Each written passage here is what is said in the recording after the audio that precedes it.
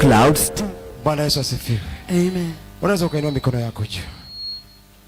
Usiniangalie sasa. Mwabudu Bwana kwa maneno yako.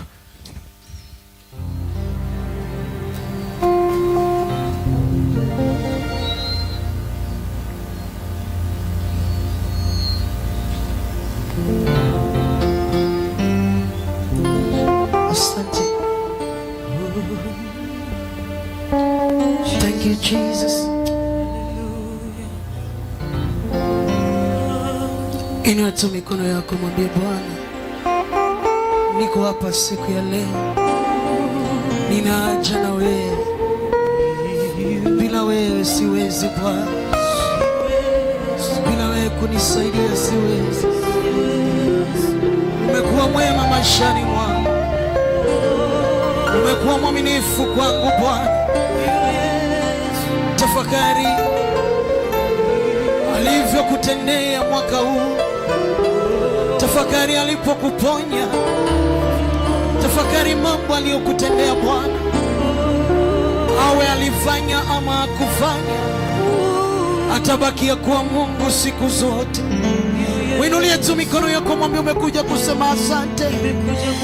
Umekuja kusema asante Bwana. Tumekuja kusema asante. Unastahili sifa Bwana, unastahili kuinuliwa Yesu. Ni nani kama wewe? Uweza kama wewe, kimbilio kama wewe. Ona tunakuinua leo, ona tunakutukuza leo. Pokea sifa na adama, wasahili Bwana, unatosha Bwana. Nani kama wewe Bwana? Nani kama wewe Yesu? Usinyamaze, anapenda unapomwabudu. Mabudu yako ni chakula cha Mungu. Wakati unapiga makoti anasikia vizuri. Wakati unatoa machozi ukimwabudu anasikia vizuri. Wakati unalala chini ukimwabudu anasikia vizuri. Anashuka Bwana ukimwinulia mikono yako na kusarenda kwake. Hey, unastahili Bwana, unatosha Bwana, unatosha Baba yetu.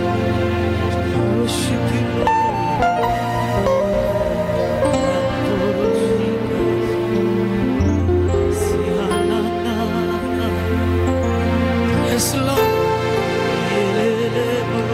you are worthy Jesus, you are mine Lord. We worship you, we worship you Jesus. Tunakupa sifa Bwana, tunakuinua leo Yesu. Nani kama wewe? Karibu ndani ya mioyo yetu, karibu ndani ya mioyo yetu, karibu Roho. Tunaja na wewe, tuna kiu na wewe. Karibu Roho, karibu tuponye leo. Karibu, karibu Roho. We need more of you Jesus. We are nothing without you Jesus. We need more of you Father. May you take more of us tonight. Oh yes Lord.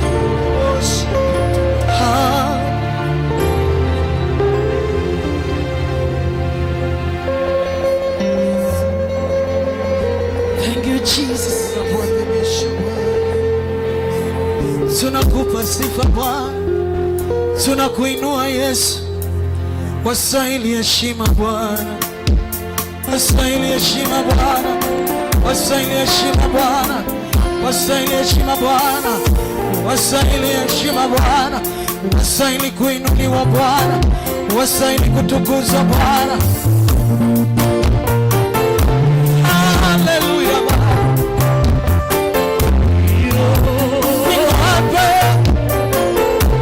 Mimi niko Bwana, na ninakuinamia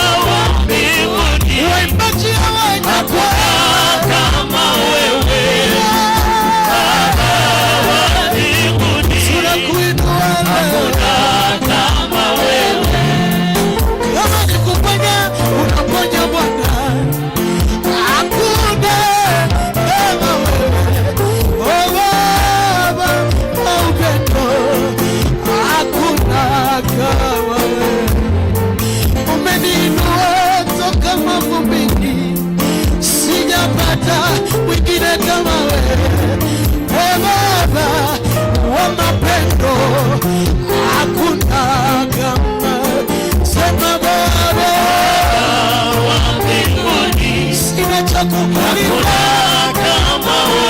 sina cha kukupatia ila kukuinua.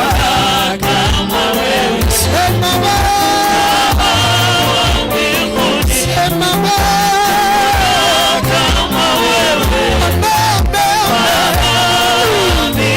ninakuinua leo, nainua mikono yangu, nainua mikono mbele, umenitoa nyumbani.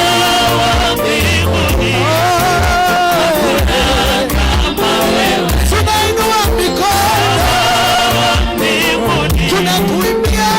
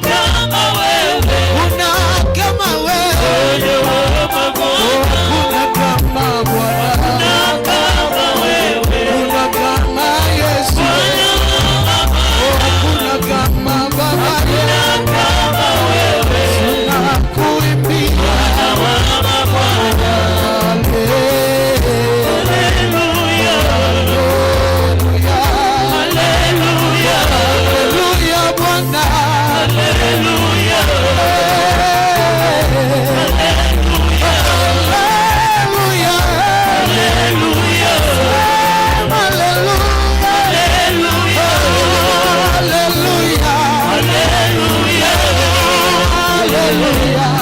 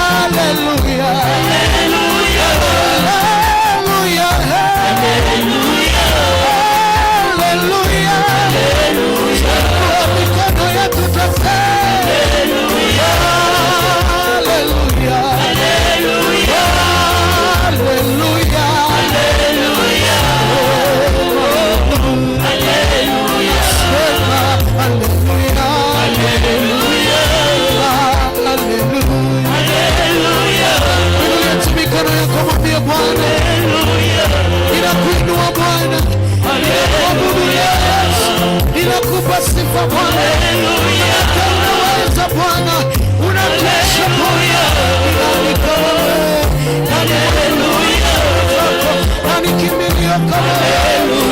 Kiongozi kama wewe?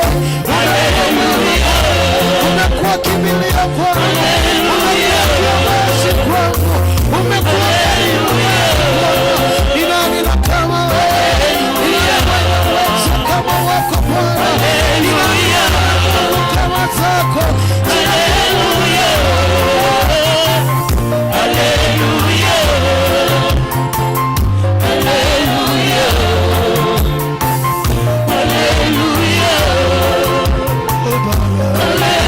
Oh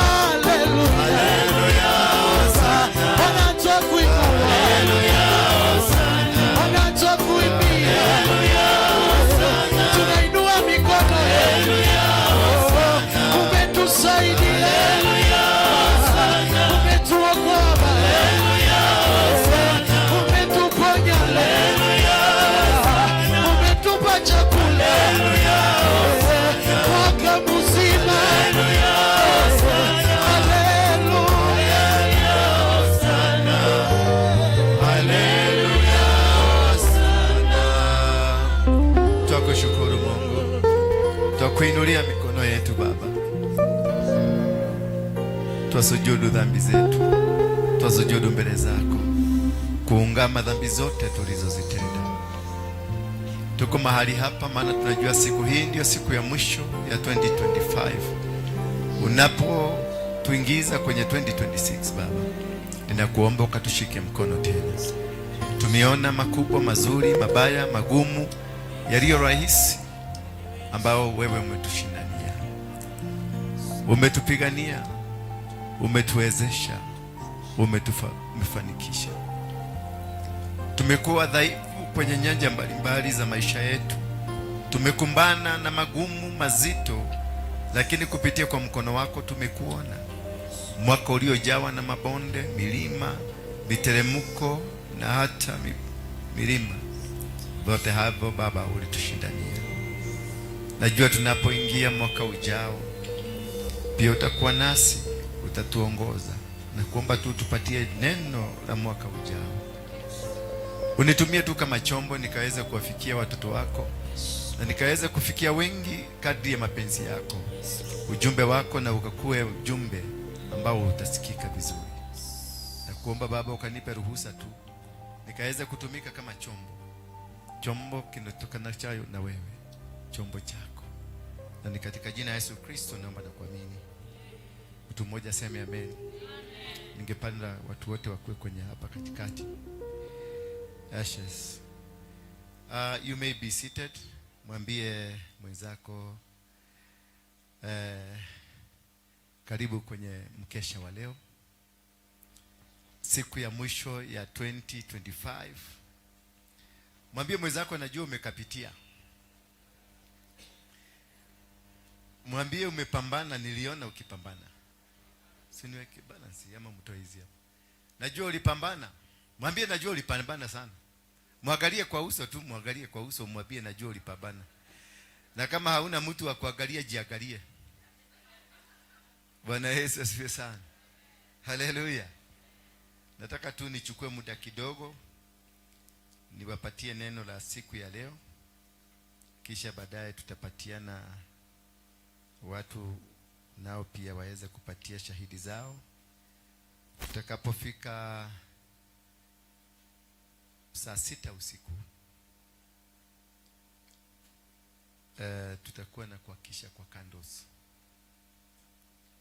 Tutahakisha mwanga, we shall light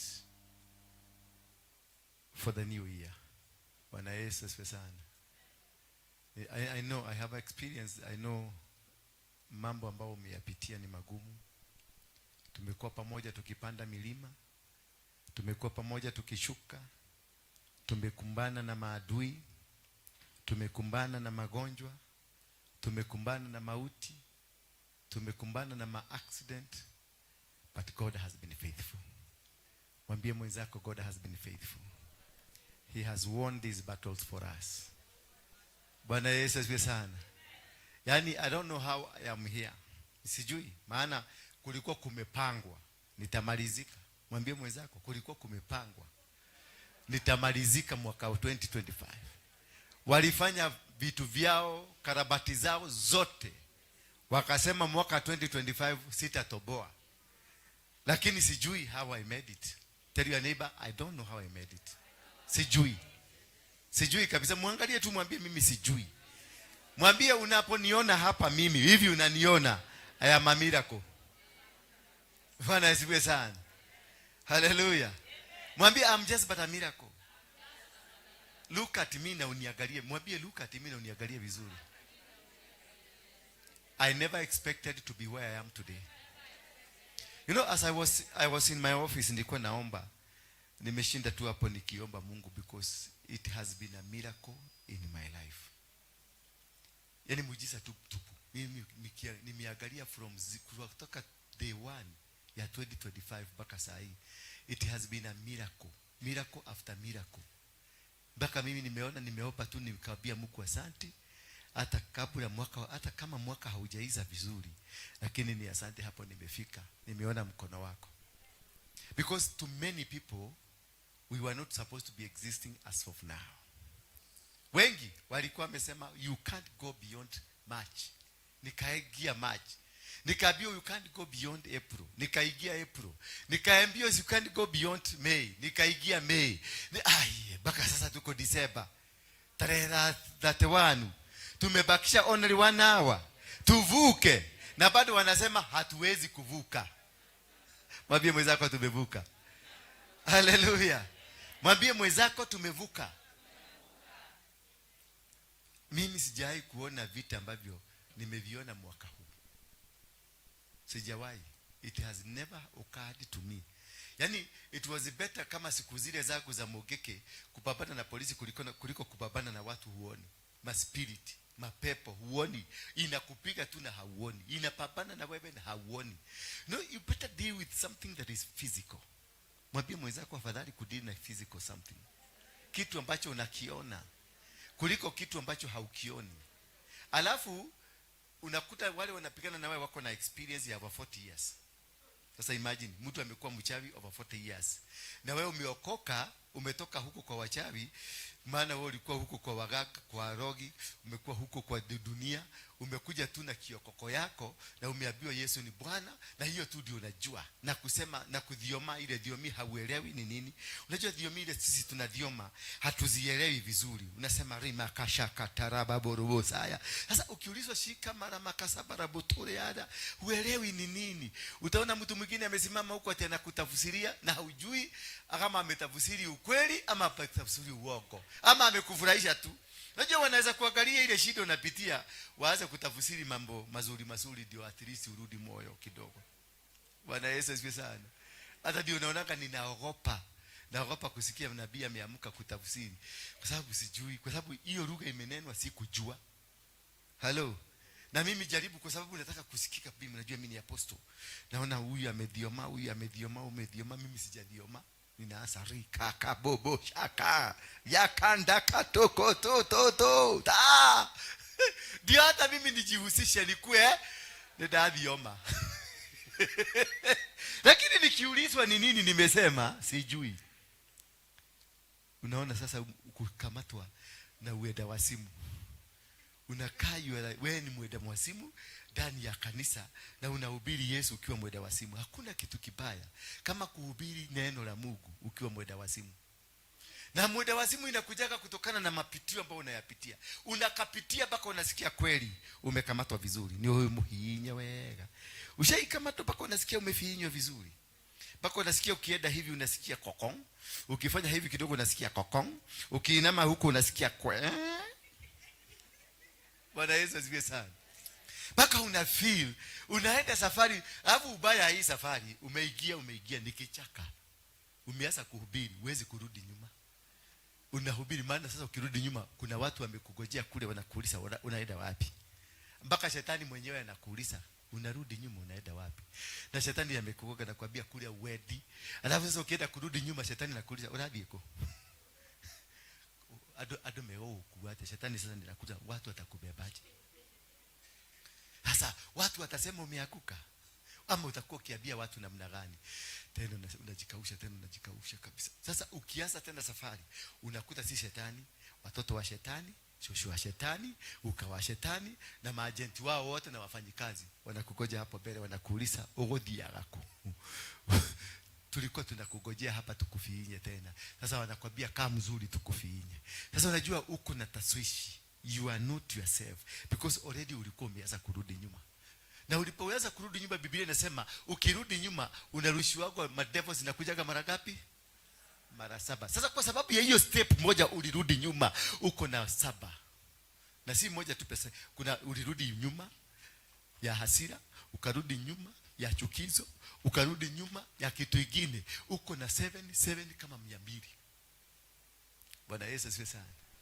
Unajua nataka kutengeneza moyo wako kwa sababu nikiangalia sura zenu ni kama mnasema afadhali hii Masai kibiage tufike Januari maneno ya ikuwe mzuri. I want to tell you maneno haitakuwa mzuri. Haitakuwa mzuri kwa sababu umeruka haraka. Itakuwa mzuri because you have faith. Bwana Yesu asifiwe sana. Itakuwa mzuri because you have what? You have the faith. Because mwaka ambao tunaenda kuingia wa 2026 ni mwaka wa imani. Ni mwaka wa kushinda through imani. Kwa hivyo si wengi watafaulu wale hawana imani. itakuwa gumu kufaulu. Lazima ukaushe moyo na ufaulu. Bwana Yesu asifiwe sana. Hivyo tumetengenezwa, maana 2025 ilikuwa ya kutengeneza, imetengeneza watu vizuri. Tumeudwa, tumetengenezeka vizuri. We are now what we are because God has made us. Hallelujah. Huu mwaka ndio tumeenda mpaka kwa milima kule Mount Kenya. Watu wakawachwa kule chini mashosho, wakapanda mlima. Mabatile wakapanda mlima mpaka wakashaka. Uliona mashosho wakipanda mlima? Na huyo shosho mmoja nyumba yake ilichomeka juzi. Zile mavazi alikuwa amevaa siku hiyo hazikuchomeka, nyumba mzima ikachomeka. Picha ile alipigwa wa mlima na mavazi ile alikuwa amevaa huko mlimani haikuchomeka. Alituletea hapa akatuambia hajawahi kuona kitu kama hiyo. Nguo zake zote zilichomeka, nyumba ilichomeka, yote zikabaki because ya imani. Alipanda mlima about 12 kilometers kama mlima kamekaa hivi. Anapanda na nishosho amezoea kukaa Kawagware. Yaani mahali bali ameenda ni kukuja kanisani. Hallelujah. Sasa you can imagine that was a physical mountain about tulikuwa tunapanda pole pole. Geukia mwenzako umpetie high five umwambie tumeshinda vita. It has been a journey. Mpige high five mzuri mwambie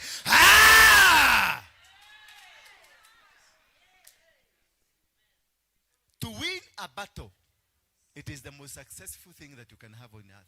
To win a battle. No matter what kind of a battle you are going through, but it is the most important thing in your life. Eti ya kwamba maadui wako saizi wako pale wanaangalia, wakikushangaa ulipitaje. Mitego waliweka, wakajua wamekunasa, wakajua wamekumaliza, wakajua wamekuweka chini, wakajua wamekuweka kufuri, wakajua wamekuweka ndani ya gunia, lakini wameona bado unatembea. Wanashangaa ulipitia wapi.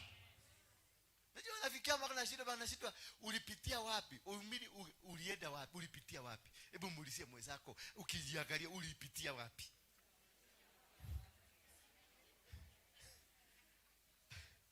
Unajua mpaka nimekosa words za kupreach leo because nashangaa ulipitia wapi? Ulipitia wapi? Na mimi niliona kweli wamekuweka kwenye dragnet, wamekufungia. You are no longer, there is nothing, there is no way you can come out of it. Yani walijua, hata wewe mwenyewe ulijua, this one I am not making it, this one ile mtego wameweka sitoboi, lakini ukaona umetoboa. That is the God we are preaching. That is the God of 2026. That's the God that is gonna win battles for you 2026. 2026 ni ya watu ambao wanamwamini Mungu. 2026 si ya wale watu wa huko kwa giza. Watanyang'anywa mali yao, utaletewa. Utapatiwa wewe ambao unaamini. Hautalala njaa kama unaamini Mungu. Hautateseka, hautagonjeka kama Mungu yuko pamoja na wewe. Hautaumia. You are not going to face the challenges that we face. Sasa mahidhen, wanaita kwa mahidhen. Ile vitu zao zote walikuwa wameshikilia, wanasema ni zao. Bwana anaenda kuwapokonya na kupatia wewe. Maana umepitia na ukashinda vita. Anasema he's going to lift you. The Bible says in the book of Isaiah 43. Chapter 43 verse 18 and 19. Forget the former things, I am doing a new thing. Hallelujah. Forget that which imefanyika hapa nyuma. Forget that which mateso wamekupitisha. Forget that which manyaganyo walikunyaganya. Forget that which they did to you. Walikuwa nafikiria unaisha, walikuwa nafikiria unaangamia, walikuwa nafikiria umefika mwisho. But God is saying in the book of 45 Isaiah that forget the former thing, because God is doing a new thing in your life. From today, God will do a new thing. Mungu atatenda mambo mapya. Mwambie mwenzako, kuna kitu kipya kinafanyika kwa maisha yangu. Kuna kitu kipya. Sijui kama unaona. Mwambie mwenzako kuna kitu kipya. Unajua sioni kama uko na imani. Forget, sahau na yaliyopita. Forget the past things. Vitu hivyo vilikuwa vinanuka.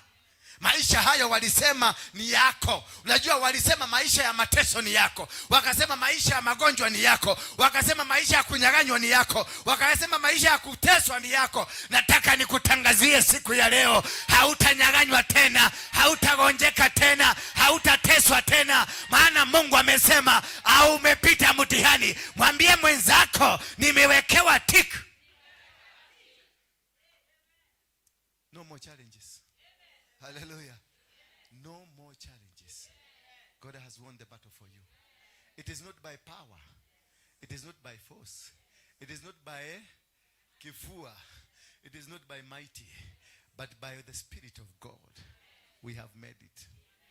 Ambia mwenzako, matatizo X. Kuchukiwa X. Surabaya ambao niliwekwa X. Mateso X. Kunyang'anywa X. Ukiona mtu aeki X, ni yeye ndiye alikuwa amekuwekea X. Kunyang'anywa X. Hallelujah. Bwana Yesu asifiwe sana. Forget. Mwambie forget the former things. Yani forget 2025. The Bible is telling you, forget about 2025. 2025 ilikuwa imetengenezwa kwa sababu ya kukutengeneza. Unajua kuna season, majira yanatengenezangwa kwa ajili ya kutengeneza watu ambao wataingia kwenye majira fulani. Sasa hivyo lazima utengenezwe, maana kule unaenda kuingia lazima utengenezwe, lazima uundwe. Maana unaenda kufanya kazi ngumu, lazima utengenezwe, uweke mishipa. Unaenda kufanya kazi ambayo ni ya kiajabu, lazima utengenezwe ndio ukue flexible, ndio ukue mtu ambaye akitembea anatembea kwenye nguvu za Mungu. Maana lazima uwekwe the Spirit of God, so that the Spirit of God can manifest in you. Wherever you are going to do his will, wherever you are going to do his plans, that God, you can bear witness and say that indeed my God liveth. Kuna watu waligojeka because wanakuwa anointed na anointing ya kuponya watu. And that's the reason you became sick. You are not supposed to be sick, but God decided to teach you through that. Ndio ukikuja kuombea wagonjwa wanapona because you understand what you are doing. Kuna watu walilala njaa, kuna watu waliteseka, kuna watu walifungiwa nyumba, poverty ilikokoka vizuri because God is going to make you of kingdom financial. Hallelujah. Kuna watu milango yao imefunguka, financial milango imefunguka. Kuna watu maisha yao imefunguka sasa. Kuna watu belt zao zimefunga. Kuna watu masto zao zimejazwa already, awaiting for you. Bwana Yesu asifiwe sana. Something has just happened. The heavens have opened. Yani unajua walikuwa wamesema hautafungukiwa. The heaven have opened. Bingu imefunguka. And this is why the reason God created you na akakuweka hapa leo ndio uone how bingu inafungukaga. Because what God has done no man can do. What God has done, it is irreversible. They were imagine walikuwa wamefuga kufuri, wamekuweka kwenye jeneza na wamepiga mshumari. Sasa wakati wa kwenda kukuteremsha, wanaenda kuinua, unachomokea na hapo chini na unatoka mbio. Hallelujah. I don't know whether you are understanding this. Sijui kama unaelewa kile kitu nasema, ya kwamba the life have changed. Yani maisha imebadilika. Mwambie mwenzako, mpatie high five, mwambie maisha imebadilika. Mwambie ni kwa dodo kuleo, mwambie ni kwa bindoka, mambo yamebadilika. Yes, things have changed. I am not the person that you knew yesterday. No, I'm being prepared for a new ushering, a new thing, a new dimension, a new sijui nini atamuelewi. Sijui kama tumalize tuende. Ni kama hamuelewi kile kitu nasema.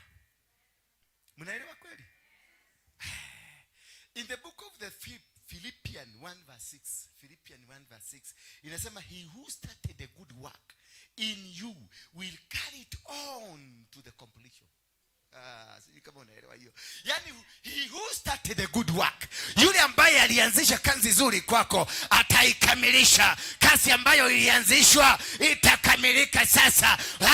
Mwaka huu wa 2026 inaenda kukamilika. Kazi ambayo ilianzishwa. Usione kama Mungu alikusahau, usione ni kama walikuacha nje. Mungu alikuwa na kutayarisha tu, alikuwa na kupanga panga, alikuwa na kuorganize vizuri vizuri. Maana he who started, ile kazi ilianzishwa kwako inaenda kukamilishwa.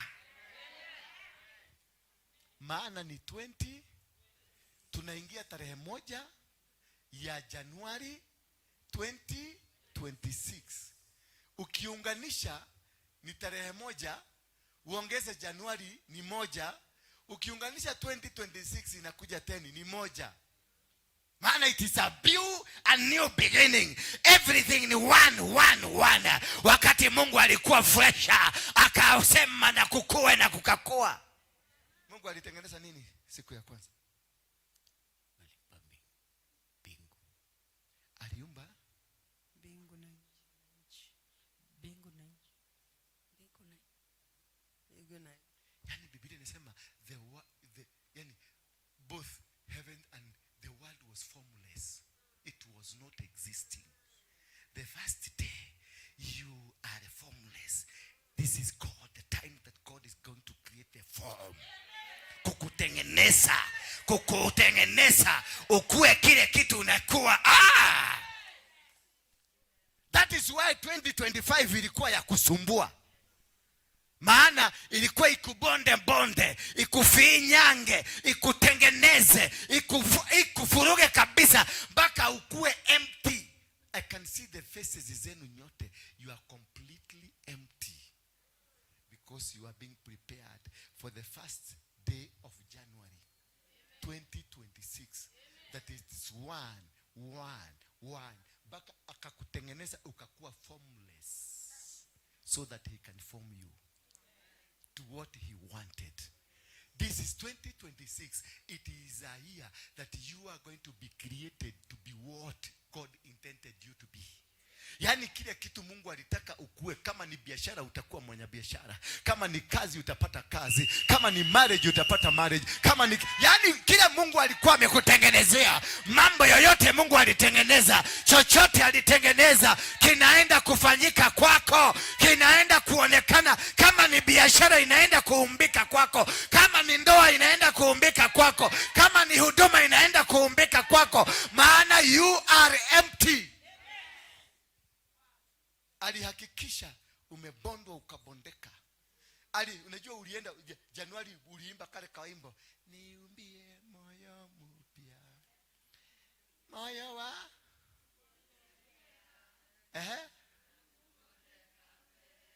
Sasa amekubonda mbele zake, amekubonda ndiye akutengeneze, amekubonda ndiye atengeneze chungu chile alikuwa anataka, amekubonda ndiye atengeneze whatever that he wanted to make. This is the time you are going to become.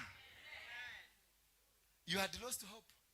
I know you had lost hope, but it's God caused that losing of that hope. It is God. Because ulimwambia kuundie moyo mpya, moyo wa kunyenyekea, moyo uliobondabondwa, moyo uliofinyagwa, moyo uliokanyagwa, moyo ambao uko empty, ndio aweze kukutengeneza venye alitaka. Si ulimwambia hivyo? Ndio unitengeneze, nikuwe chombo ambacho kitatumika kwenye njia zako, chombo ambacho kitatumika kwenye mipango yako, chombo ambacho kitatumika kwenye kazi zako, chombo ambacho kitatumika kwenye maendeleo yako, chombo ambacho kitatumika kwenye misingi yako. Sasa wewe ni chombo. Ongoja sasa tuingie 2026. Sasa aanze kukutengeneza. Kama ni nyungu ya maji ufanyiwe nyungu ya maji.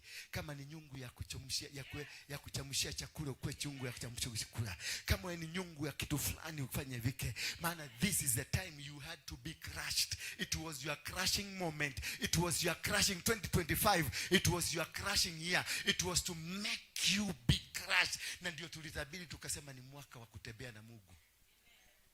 Ukasikia Mungu mtu amekwambia ni mwaka wa kutembea na Mungu, ujue you are now going to be a nobody.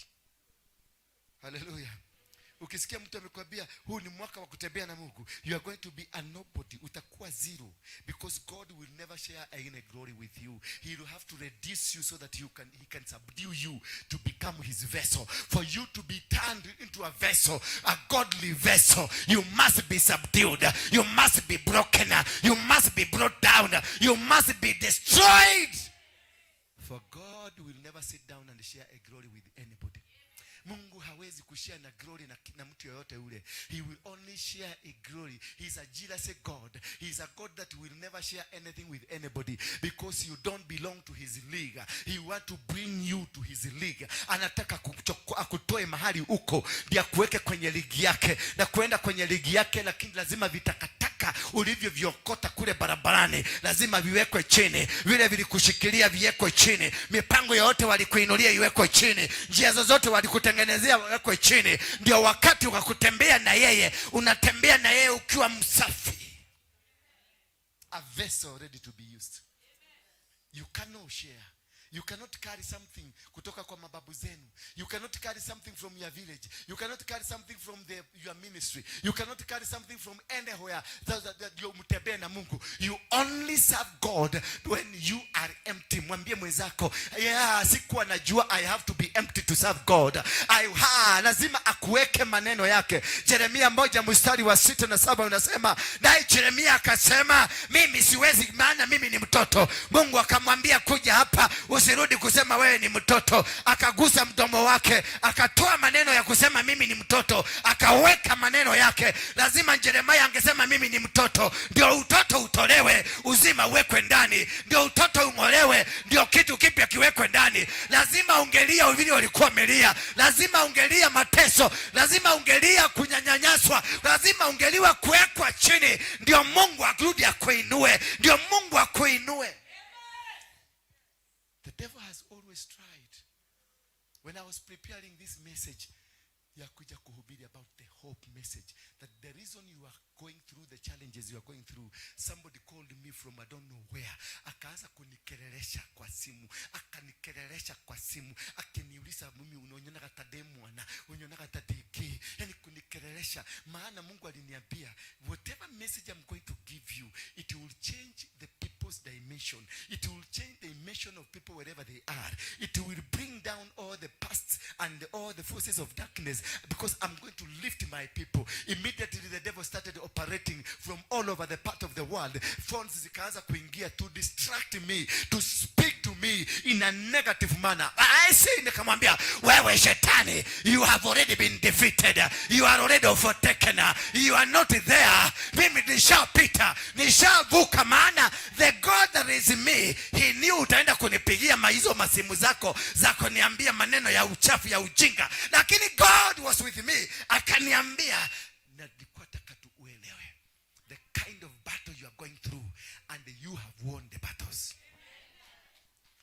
Hallelujah. Hallelujah.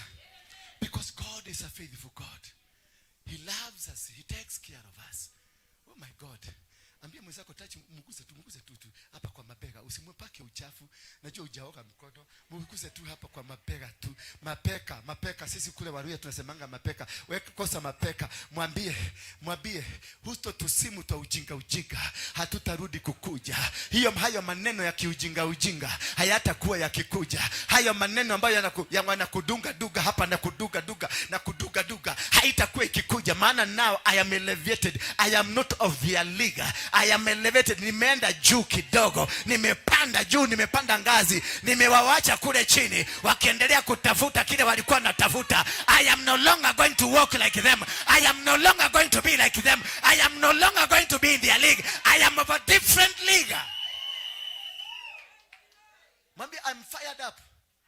I am fired up. 2026 is a year of fire. You are not going to depend on anybody. You are going to depend on God only. You are not going to depend on them that they think they feed you. You are going to depend on God alone. Because you are being called. This is the year 2026. The year of the cold. The year of what? the called only, wale ambao wameitwa mwaka ndio huu 2026. Wale ambao hawajaitwa kaeni pale kando kidogo. Wale hawajaitwa kaeni kando. Speakers inafanya nini? Bwana Yesu asifiwe sana.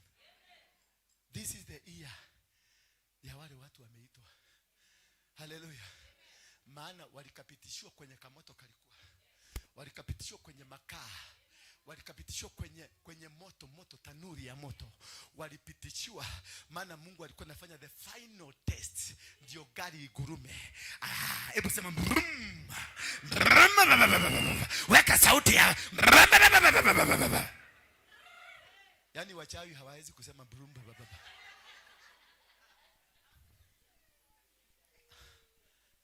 Hebu sema maarogi matigetumuraginya kanwa. Hao ndio walikuwa wametufuga. Hebu wale tumefuguliwa. Guruma. Wale ambao tumefunguliwa wachawi wachana nao. Sema angarogi ni igebotokera goko. Kakashivu gako. Arogi ni igebotokera goko. Maigwete uru. Ni speakers nakata. Maigwete uru. Todo ni twakira. Maigwete uru. Todo mekwereto vie mumekishwa hawavuke. Moko iguagua ngo. Shidwe. Raba shaka tara babosaya. Yes, hata mimi nimejua godhioma. Rekenderere borianda. Shakanda dada ate rekerere na moriada. Nipatie hiyo mic nyingine kama ni hii nakata inaweza kuwa hii ndio inakata. Nasema watu wagurumisha gari unaona mtu amefuka mdomo. Maana ni yeye na walikuwa wamekuambia bio nenda muangalie na make sure hawavuki. Hallelujah. Maana wakivuka mnaenda kupanishiwa. That is why mena keha. Nikimatagiga sio kwa ameshidwa. Hawako. Sasa wanashidwa nini? Kwani walikuwa competition na nani? Walikuwa na competition na nani? Washaisha, yani waliisha, they were finished. It is finished. Mwangalie mwenzako, I look like you are finished.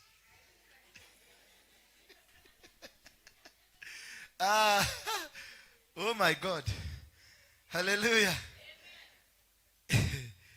In the book of Psalms, chapter number 65, verse number 11. You crown the year with your goodness for thankfulness. Niletea white. Hizo vitu za black mnanipatiaga. Sisielewi. Haina purity. Haina purity. Nataka kitu clean. White, kitu clean. Yes, kitu kama hii. Kitu tageki. Na mtumio shauri mtaka. Kitu smart. Bwana Yesu asifiwe sana. Mwangalie mwenzako amuulia terere. Muuliza tu na kiduga yako. Mbona unakaa kama wewe ni mchawi?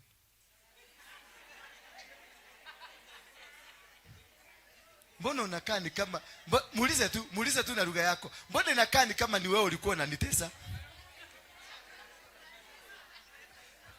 Amekwambiaje? Si yeye. At every year at harvest time. Angalia sasa hapa.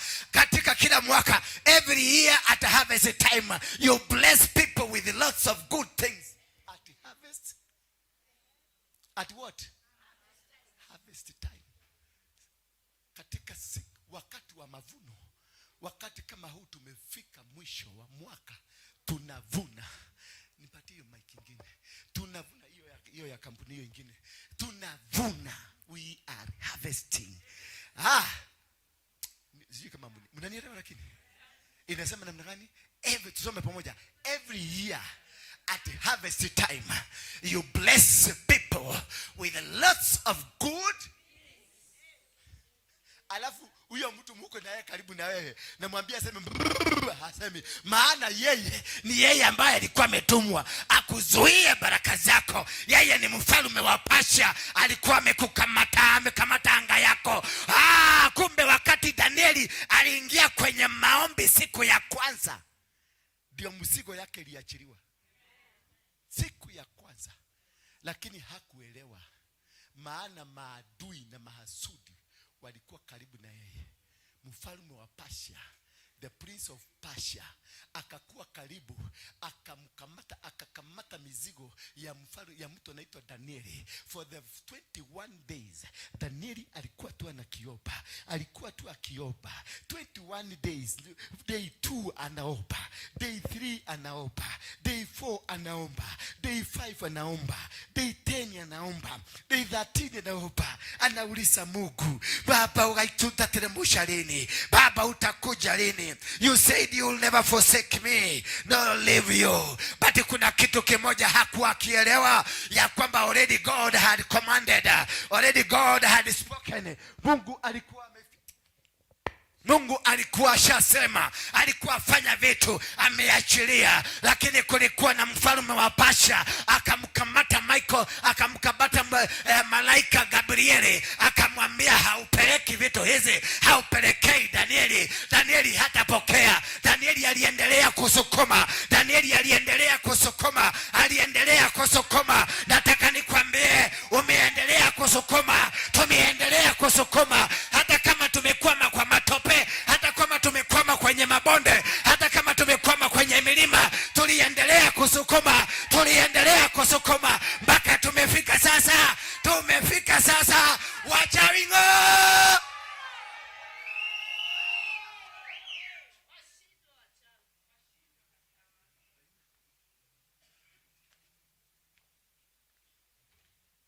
Yani kama si kusukuma,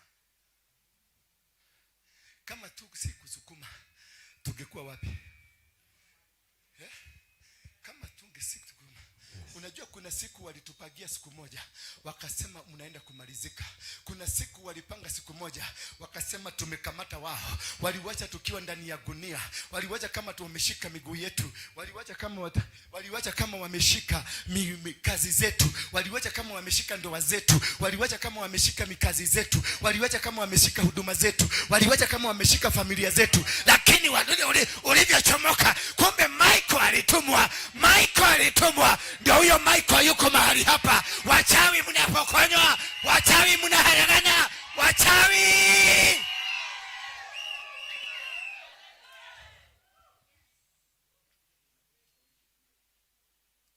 Ndeni na hizo YouTube zenu.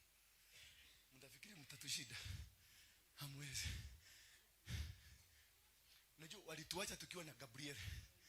Sasa tuko na Michael. Hallelujah. Walituacha kama ni Gabrieli.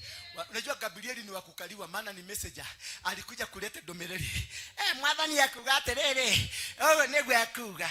That says the Lord. Hapana, Michael anakuja na upanga, anachenja watu, anaharagania mipango yao, anavurunja. Yeye hasemangi mwana amesema, yeye ndiyo kusema.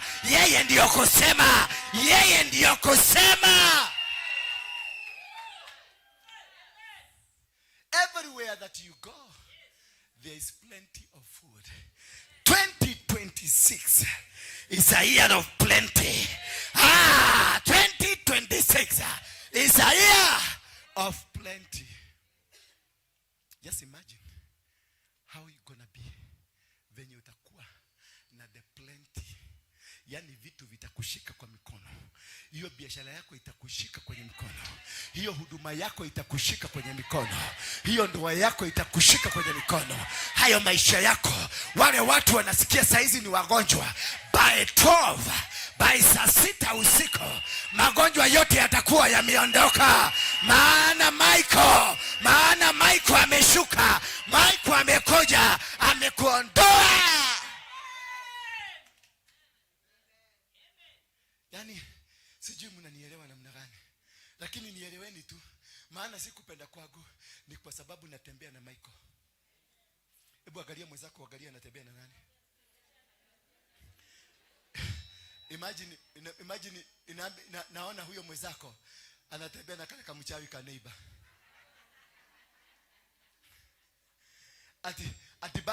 Ati bado wako na mpango. Mpango gani? Na mshaburutwa. You have been scattered. You have been destroyed. You have been dismantled. You are nobody. You are nothing. Umekanyagwa. You are under our feet. 2025 iko under our feet. Shida za 2025 ziko chini ya miguu yetu. Unajua the most unfortunate thing, I'm now addressing wachawi. The most unfortunate thing na nyinyi wachawi, the most unfortunate, hamuelewagi majira. You don't understand seasons and the time. You are still there. Yaani unafikiria ile game ulicheza 2025 utavuka nayo. Tushabomoa mpaka ukuta. Maana ukuta wa Jericho umebomoka. Tushabomoa ukuta. Wale kule mlikuwa mmejifungia. Tushabomoa ukuta. Tushabomoa. Yaani you are going to be left alone on the other side. You will be a spectator. Sasa afadhali moja na alafu ukuta ikibomolewa na ulikuwa unajificha the other side ya ukuta, uko kuibia takaorogi gaku. Si kaagushe sasa tukiwa hapa ndio tuambie Mungu akusamehe. Wakati wana wa Israeli Musa alipoenda kule kuongea na Mungu, akirudi akapata Kora na Dathani wamejenga matenti. Mungu akasema atawamaliza. Musa akakimbia kabia Mungu, usimalize wote, maliza tu viongozi, usimalize wote. Nataka nikwambie ninaweza kukutetea. Agusha hiyo kaushawi sasa. Kaagushe hapo chini. Tutasema ni wale wafagiaji wa kufagia mzuri. Tokuane doro. Ile sikunanyesha huko nje. Tutasema ni doro imekuja. Wewe usijali, kaagusha chini maana hakata kusaidia. Kamekuwa expired. Hebu muangalie mwenzako. Uangalie macho yake, uangalie kama iko na dalili za mchawi.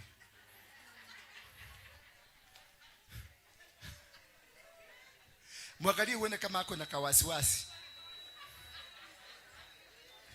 Na ukiona ainui kichwa yake vizuri hivi, anainamisha hivi, niko ligwalali gokareki atia. Nimekupatia ruhusa agusha. Tukiendelea ukisikia tumesema amen, tumeshout na wewe ushout hivi, kaaguke chini. Tutawekelea neighbor huyo mwingine, tutasema ni huyo mwingine.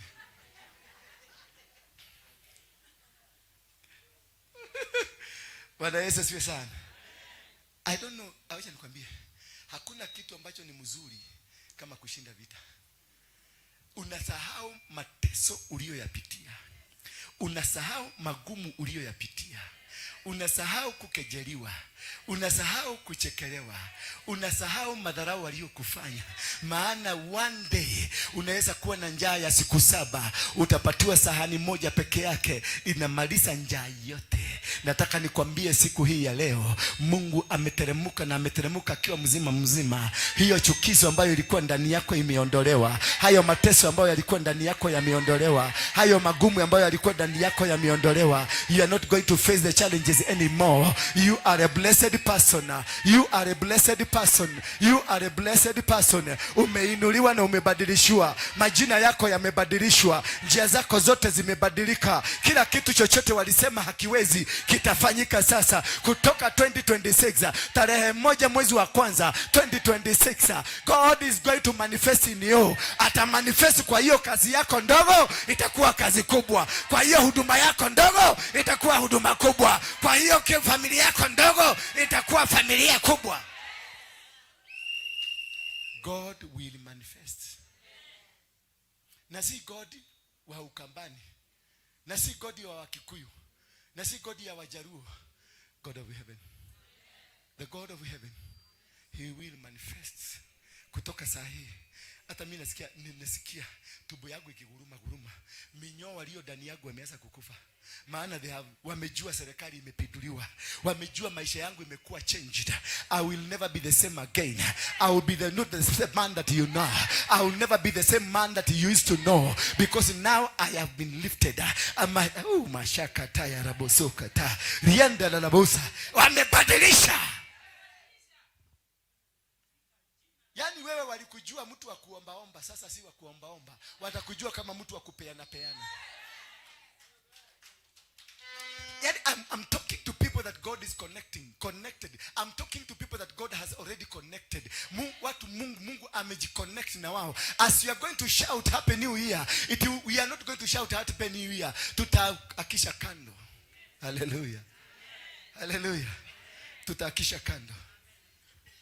Mulilete kando. Thank you. Nitakuhakishia maisha yako. Nitakuhakishia nuru. Ni mwanga wa kukumulikia mahali popote utakokwenda. You will have, mupatia kila mtu kando akae na yake. Na endelee kuiombea tunapoendelea kuhubiri. Endelea kuombea, mpatiane kando. Yes. Sasa unauliza ziko wapi na uzilikuja? Wewe acha musene, lete kando. Ama wewe ni wale wanazuia hizo kando zijiakishwe?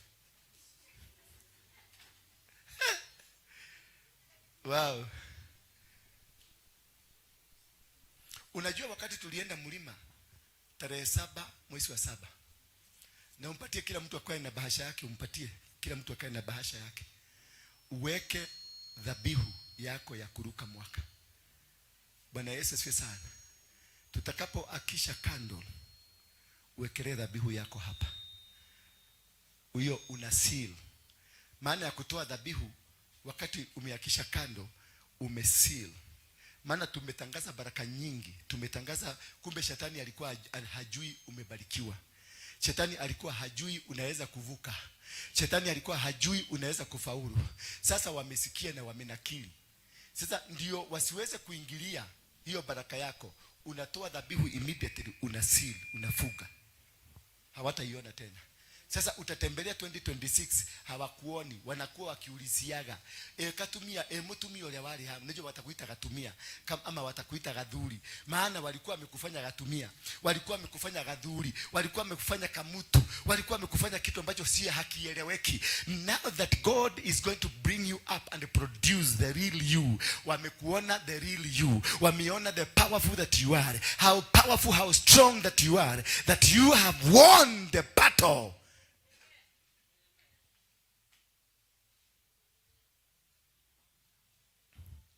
Harakisheni. Next time mtu akiingia unampatia bahasha kule kwa mlango. Umesikia Lucy? Mungu si watu wanajua wanakuja kwa nyumba ya Mungu. Yes, nyumba hii usiwahi kuingia mkono mtupu. Ndani mwambie Shiro wa Oakland, ninawaitisha. Sio wajoka.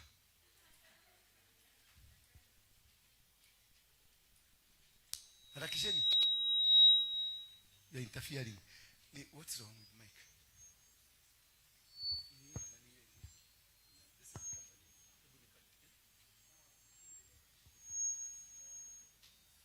Kwa nini? Simweke hiyo kitu ya kupepeta.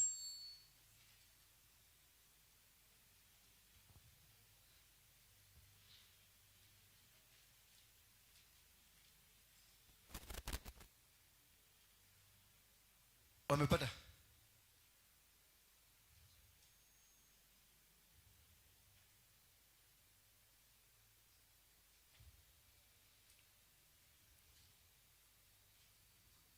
Kama kuna kesha umewahi kuenda ni hii.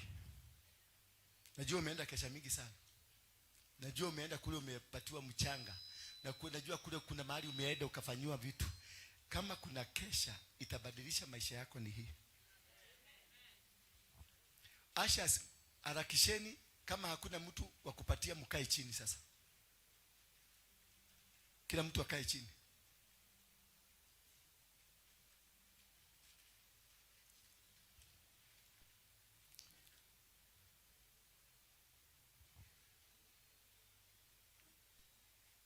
Second Corinthians chapter number 5 verse 17. Niwekea Kiswahili. Second Corinthians chapter number 5 verse 17.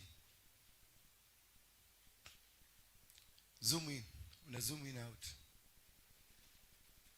Second Corinthians. Wakorinitho. Second Corinthians chapter 5 verse 17.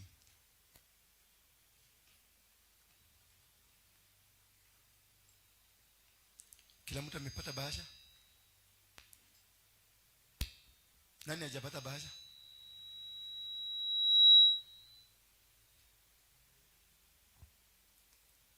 Hata Asha wapachukue bahasha na waimbi. Kila mtu achukue bahasha. I'm going to perform something that has never been performed in your life. Ndio mtajua sasa nikiwaambia si mtaanza kustuka.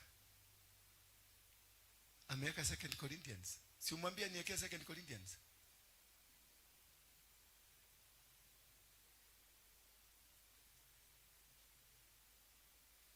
Mwambie kuna tofauti ya Psalms na 2 Corinthians.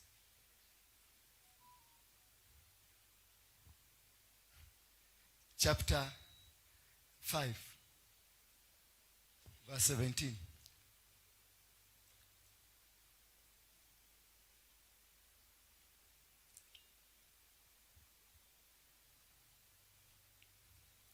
Wacha tuangalie hii yetu. 2 Corinthians chapter 5 verse 17.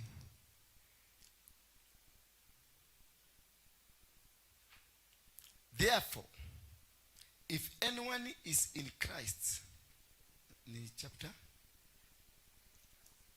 verse 17. Yes. To answer 16. For now on, therefore, we regard no one according to the flesh. Even though we once regarded Christ according to the flesh, we regard him thus no longer. Therefore, if anyone is in Christ,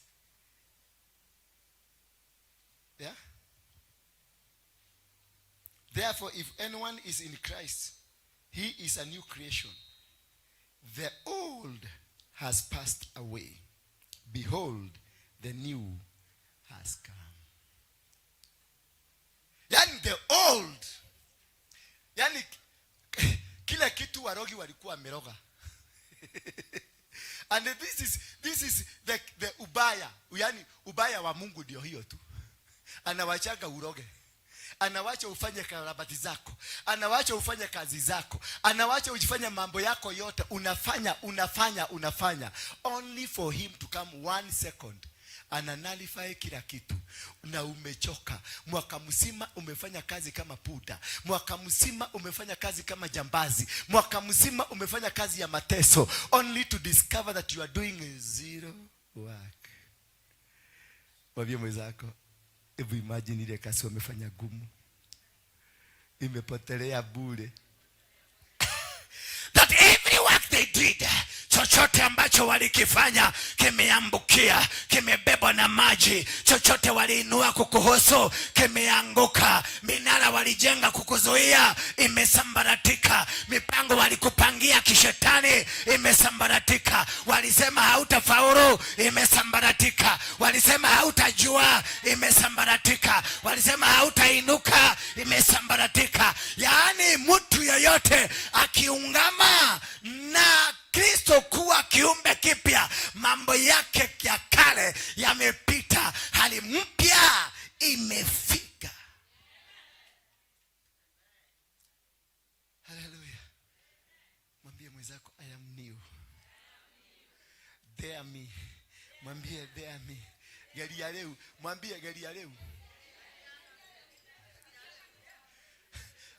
Ambia huyo shosho wa kwenu, huyo anakuroganga. Ambia huyo anti wa kwenu, huyo anakuroganga. Ambia huyo anko wa kwenu, huyo anakuroganga. Ambia hako kapasta ka kwenu kanakuroganga. Ambia hiyo jangili inakuroganga. Mwambie dhubutu sasa, I am new. Mimi ni kiumbe kipya, nitakung'oa. Yani kama unasikia hiyo moto yote na unalala, question mark. Yani mpaka mimi nasikia kutoa hii nguo, lakini mtu anapata usingizi kwa hiyo moto. That is very dangerous. Mbona unalala? Oh. Mwadhania gocho. Bwana Yesu asifiwe sana.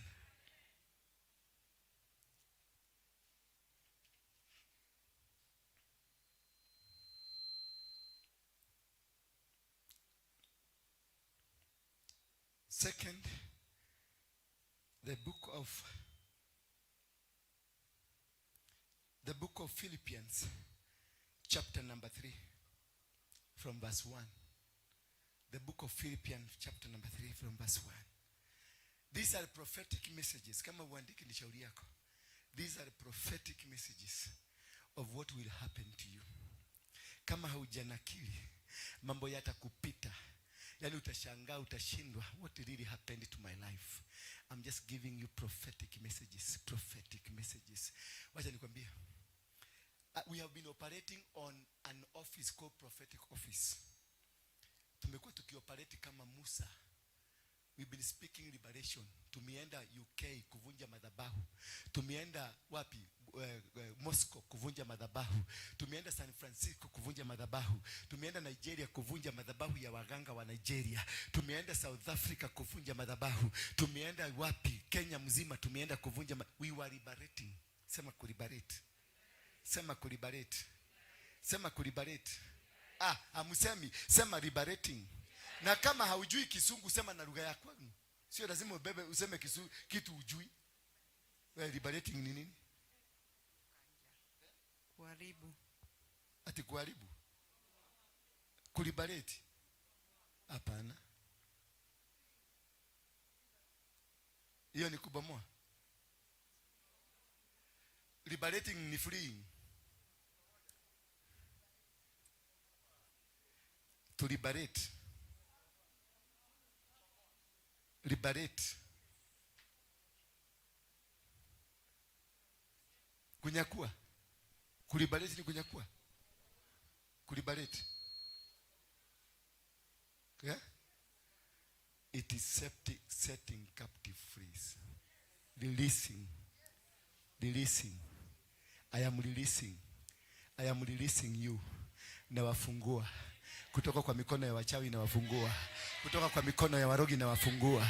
Kutoka kwa mikono ya watu ambao ni wamaskini na wafungua. Kutoka kwa maroho ya mateso na wafungua. Kutoka kwa miroho ya kishetani ya Illuminati na kufungua. Inua mikono yako kama unataka kufunguliwa. Katika mikono ya shetani ninakufungua from every demonic power. Inua mikono yako miwili unapofunguliwa. Ndio hiyo mikanda inakatwa. Ndio hiyo minyororo inakatwa. Ndio hiyo ni ya uchawi inakatwa. Ndio hiyo warogi wanakatwa. Ndio hiyo wachawi wanakatwa. Ndio hiyo umaskini naondoka na kinakatwa. Limitation inatoka. Stagnation inakatwa. Sema amen. Ni speaker ndizo ziko nakata, zinakata. Speaker. Tengeneza hii zikae mzuri. Najua hata wewe sasa sijui kama ni kufugwa umefugwa. Lakini hata kama umefugwa tutakufugua. Hapa hakuna mtu atatoka hapa kama amefugwa leo. Hakuna hata mmoja. Hata huyo mchawi mwenye alikuwa amekuja operation. You will go home and tell them I was captured. Unajua kuna watu walitumwa kutoka South Africa wakakuja hapa kutufunga. Wengine waliingia kutoka kwa ndege kutoka Brazil wakakuja wakaambiwa kuna kanisa mahali fulani, wakapatiwa mpaka Google Map wakakuja mpaka hapa.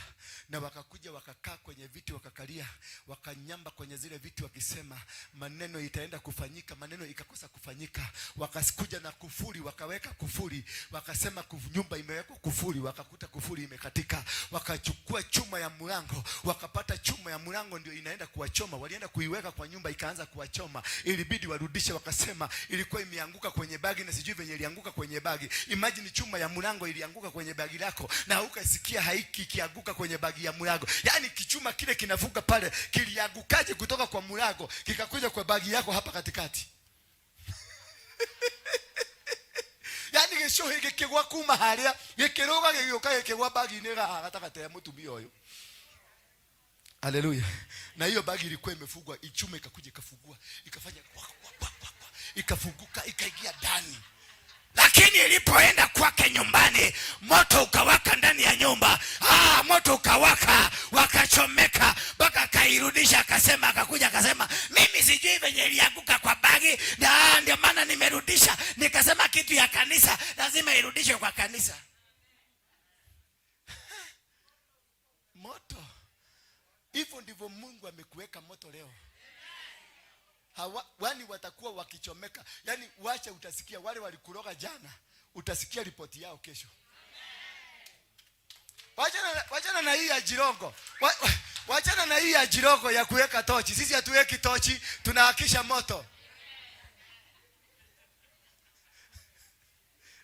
Yani mtu amekufa hapo kwa saduku na anamulikwa.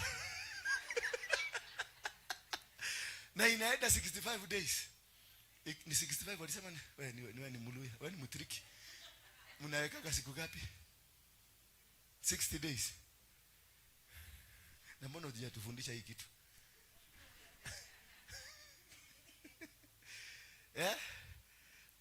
Wamemumulika huko ndani, amekaa ndani. Imewekelewa hapa, iliwekelewa hapa, inamumulika. Venye inaendelea kuzima 65 days, bendera inaendelea kukua nusu mlingoti. Venye wanaendelea kusimika, bendera inaendelea kukua nusu mlingoti. Maana aliyefanya hivyo ako kwa ligi ya mlikuleta nusu mlingoti. Lakini na hii nusu mlingoti yetu nani aliiteremsha?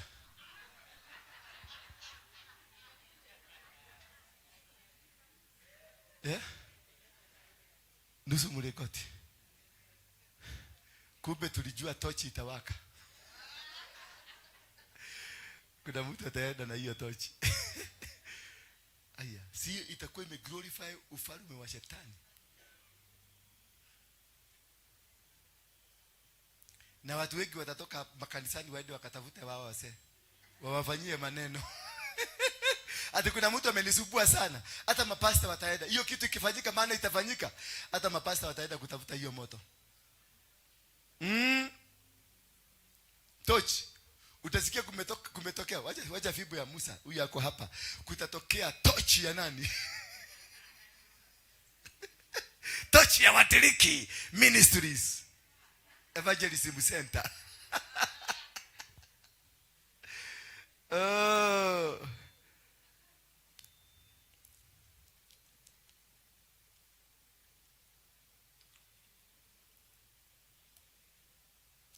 Lakini for the rest, huyu alitokea Philippines. Alitoa wapi? Tulisema. Mimi nikasema. Hebu angalia kama kuna mchawi karibu na wewe. How come sinasema ninasahau? Filipo 3:1. For the rest, my brethren, delight yourself in the Lord and continue to rejoice that you are in him.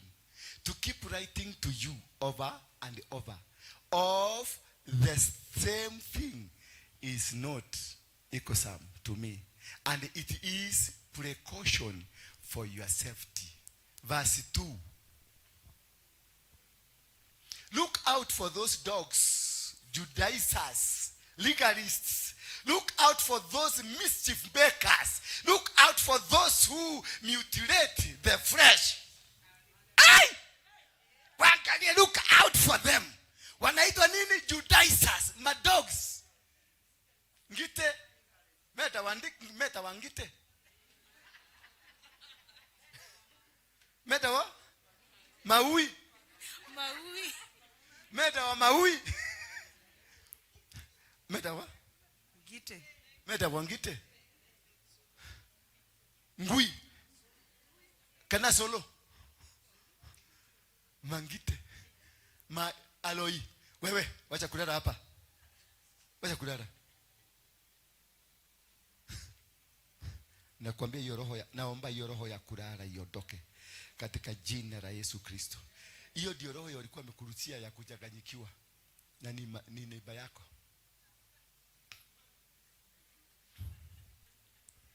Si neiba yako huyu. Neighbor yako kule unakaa. Si hapa Nairobi. Kule ulitoka.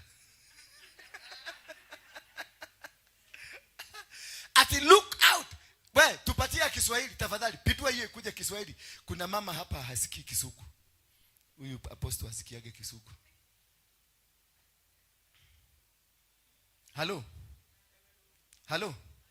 Hebu nisalimie kwa hewa. Halo. Halo. Halo. Halo.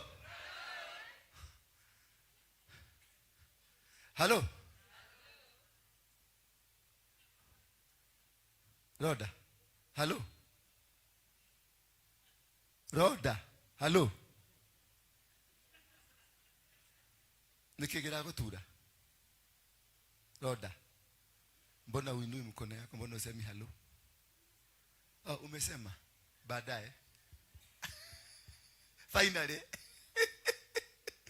Haya, iko wapi? Weka Kiswahili mami. Jihadharini na hao watendao maovu, hao mbwa. Watu wanaosisitiza kujikata mwilini. Yaani wanajikata mwili wakisema mayagai no ginyakwe, mayagai no ginyamindisuri higwa. Yaani anakata mwili wake, anakata, anajinata mwili ndio kazi yako ianguke, anajikata ndio mtoto wako agonjeke, anajikata ndio kitu kisifanyike. Na kuambia watajikata, wataenda hospitali, watadungwa sindano ya tetanus, lakini hawatapona. Wakati wa maadui wa kuondoka umefika. Hawatapona. Aliyekuinukia asipobadilika, atubu dhambi zake, hatapona. Atajikata, atajikata. Naye mtu anaitwa Elijah akawaambia manabii 400 ya kwamba jitayarisheni, nendeni mfanye kazi yenu, nendeni mfanye kazi, muhakishe moto. Wakajitayarisha, wakaanza maombi yao, wakaanza mipango yao, wakaanza kila kitu, wakang'ang'ana, wakang'ang'ana, wakang'ang'ana, wakajikata, wakamwaga damu, wakafanya kila kitu. Baadaye wakakuja kwa Elijah wakamwambia tumeshindwa. Watakuja kwako. They will come and confess. 2026 they will come and confess that it is me. Ni mimi niliroga ministry yako, ni mimi niliroga ndoa yako, ni mimi nilikuhangaisha, ni mimi. Watakuja kama wamekonda kama mkode. Wale ambao walikuja kupasua kanisa, wale ambao walikuja kupasua ndoa yako, wale ambao walikuja kupasua biashara yako, wale ambao walikuinukia kule kichini chini, God is going to expose them now. God is going to reveal them now. 2026 they are going to be manifested. Watajaribu kujificha, hawataweza kuona. Watajaribu kuingia kwenye mitaro, hawatafaulu. Maana this is the year of the righteous. Mwaka wa kutetewa kwa watu waliosimama na Mungu. This is the year. Yani hawa watu wanaitwa majibwa, maumbwa, matakataka, ng'ombe hawa. Sidivyo nani anasemaga? James Maina. Ng'ombe nyinyi. Na ako Kitengera ama kwa wapi? Ulijuaje ako Jerusalem? Ulijuaje ako Jerusalem? Ni baba yako? Okay. Asante. Mbona hujavaa gunia kama yeye? Saizi amevaa gunia. Si uvae gunia, tuvae Felixam. Huyo ndio babangu, huyo ndiye aliniombea wokovu. James Maina Ng'ang'a ndiye aliniombea wokovu. That's my spiritual father. Awe mchawi, awe mbaya, awe maraya, awe takataka, ni baba yangu ya kiroho na ninamheshimu. Yes. Wale mnasemanga hajaokoka alizaa mimi. The radical me. Hello. Si mnaonaga wakati mwingine nakaa kama yeye. Lakini aliyenilea ni Harrison. Ule anaigiliago na haka kama mama kanaitwa Shiro. Kainikia alirega gatumia kau. Todo gutire geka kipindi na kage kugweta Harrison. Kamwitaga grandmaster. Nigwe kanyira. Garathi ge kanyirite. Garathi ge kanyirite. Geta go shosho wajoka. Garathi ge kanyirite. Ogu. Yani ora garathi Ngai ni akuhoya kahinda. Witotore. Unajitotora. Hata kama ako na makosa, you have no legal right kumuingilia. Makosa ni yeye wanaulizana na Mungu. Bwana sifiwe sana. Muache kuingilia. Musiingilie. Sikuzui. Enda mfanye ile maneno mnafanyaga. Enda mfanye ile maneno mnafanyaga, lakini God is looking. No udhiawe kanyerete. The more you are talking, unawekwa kufuri moja. Ukiongea ingine, unawekwa kufuri ingine. Mimi hata ule uwori ama nani, I have no interest with them. Maana mimi mwenyewe sijaokoka. Mimi mwenyewe na kuhubiria hapa niko 11%. Sasa mimi nitapoint nani? Mimi mwenyewe niko 11%, wokovu yangu iko 11. Nitapoint nani? No gugati muhonoku kana ni muhonoku. Ama wao meokoka percentage gapi? Uikara matuigoro kana ikara huko thi. Yako ni 3, wewe ni ngapi yako? 10. Na wewe? Hata hauna. Na wewe? 5. Na wewe? Sasa hebu niambie, kama hapa yote hii line yote ijafikisha 6%, utarudi upoint nani? Utasema James Maina Nganga ni msherati. Mlifanya na wewe usherati? Utasema Harrison ni mchawi ama ni wa Illuminati. Mlikuwa na yeye kwa Illuminati. Kuna mama mwingine nilisikia akisema mimi nakunywaga pombe. Nilikuwa nakunywa kwao, akaniona, ama nilikuwa nakunywa kwa bar. Yeye anywa gera bar. Ama nilikuwa nakunywa kwao. Si nilikuwa nakunywa kwa bar. Na anajua mpaka ile nilikuwa nakunywa ni Guinness. Sasa kama alijua ni Guinness, alijulia wapi? Alijulia wapi? Alikona ile akenywa. Mwakitema yako hata nakunywa pombe ya adabu. Alikuwa nakunywa ile kanasema waleto gathuri ngui. Kale kaliua kazeni yangu. Tulisika kazeni yangu juzi before Christmas. Alimeza hiyo kanaitwa gathuri ngui. Kumbe huyu anakuona ukikunywa padi ile nyingine ni kujificha, ameficha anakunywa gathuri ngui. Na akikunywa gathuri ngui akitoa pumuzi hivi unasikia ni kama maiti iko ndani yake. Maana ni ile chemical ya kusafisha chuma. Sasa inakatakataga hapa yote, inakatakata. Unasikia asubuhi akiongea unasikia yani amechomeka. Na huyo sasa ndio alikuona ukikunywa Guinness. Sasa si afadhali mimi nikienda biguni nitasema ni Guinness hapa. Na Guinness ile ikiumete gano ine. Simetoka kwa gano. Na Yesu mwenyewe alisema gano na dhawani shile kwa ikura nile. Na gano ni yake kura yake hemo Guinness, danywa mo Guinness. Na dage kena, mwere wagera. Guinness is food. Oyo aranywa gathuri ngui chemical. Aranywa nili akenywa gathuri ngui, ni aranywa na agenywa Guinness. Nani anaweza kuchomeka sana kuliko mwingine? Ni huyu wa gathuri ngui. Mimi nitachomeka tu kidogo. Mungu adiambie usirudie kukunywa Guinness tena. Nitajitetea. But don't try this at home. Usiende kusema ati apostle anakunywaga, hata mimi wacha nimeze, lakini mimi sikuzuii kukunywa. Si hata hawa kina Joel wanavutaga bagi hata saa hii. Na ni pastor kanisa. Huyu. Kale kanavuta bagi. Kale kanavuta bagi. Nani mwingine hapa anavuta? Uliwacha? Wewe usiende. Usitoroke. Siwezi kukukataza ukunywe bagi. Vuta ni yako. I'm here to make you. Mimi sikukatazwa kuvuta. Mimi sikukatazwa kukunywa pombe. Niliendelea Nganga, tulikana Nganga nikikunywa tu. Lakini wakati wa kuacha hakuna mtu aliniambia niwache. Niliwacha on myself. Sasa nikiambia huyu Joel wacha na nakaanga kwake peke yake, nitamfuata mpaka kwake. Niko na microphone hapa na inataka nini? Microscope ya kuona kwake. Si sasa nimetengeneza mkora, maana ataanza kujificha. Si nimlete karibu na namuulizaga, Niogolete kanyamu gioka joke nako. Usiniulize ni wapi. Usiniulize nilijulia wapi pale inatokaga. Badala aende akatafute kama amejificha na mpelekea na mwambia agusia kama mudu.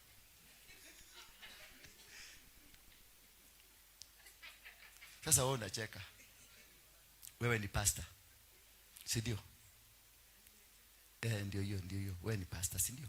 Wacha nikutumie maana wewe tunaweza tuko level. Sasa wewe tangu kuwe pastor umekuwa na boyfriend?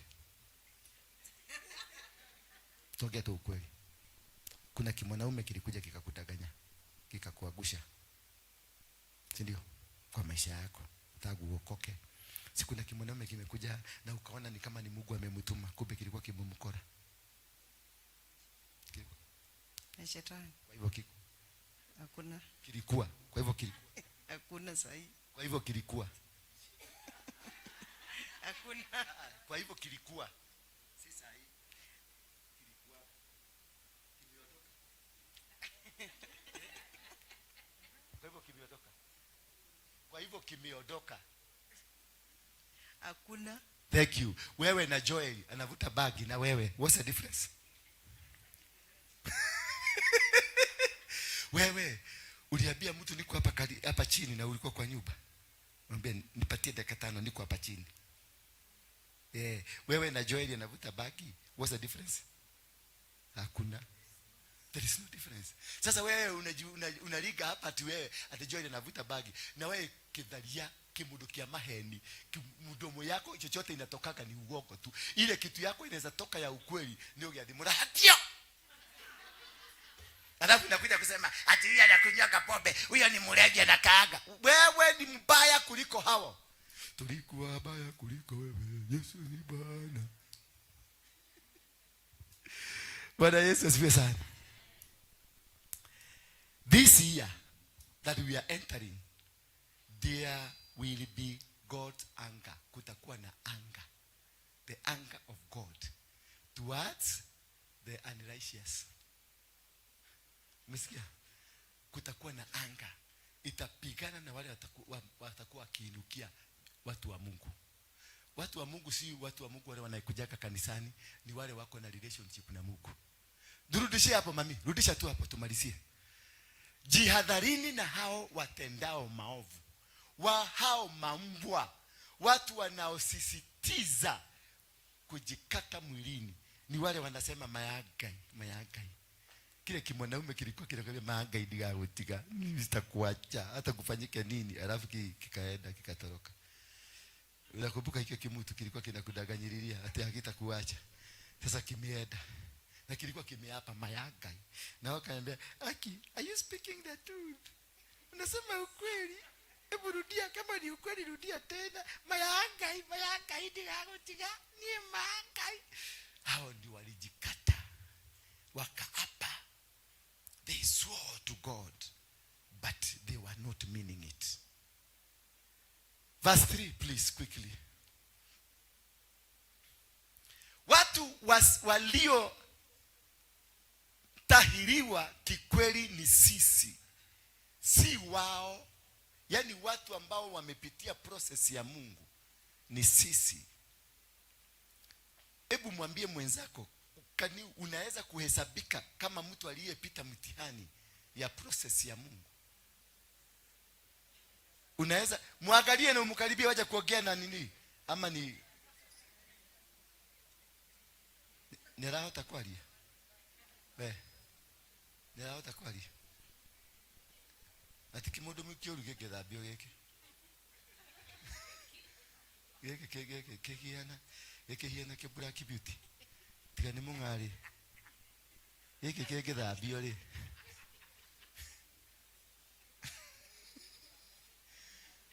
No koni go munyaka. Eka gitwa thambirie roda gicoka gigate.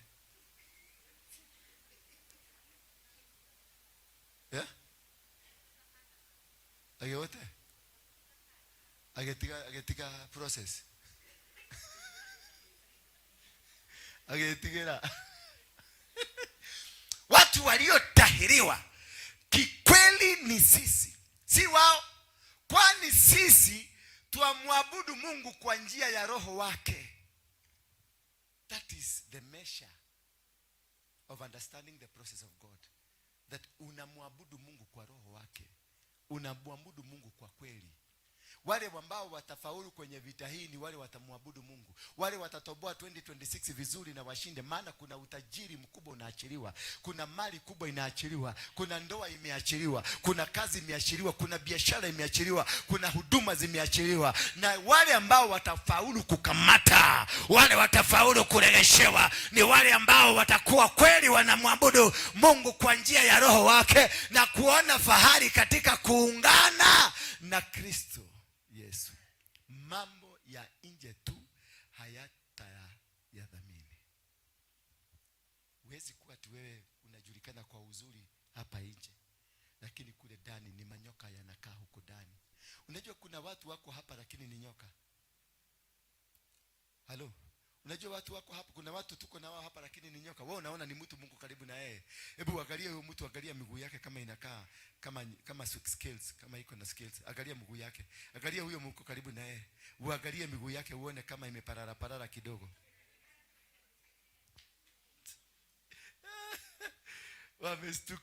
Wamestuka.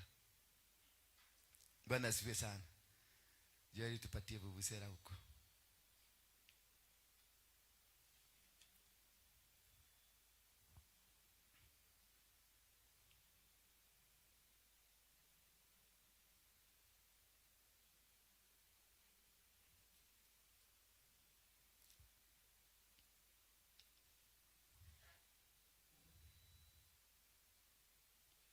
Tuende chapter 4. Philippians chapter 4.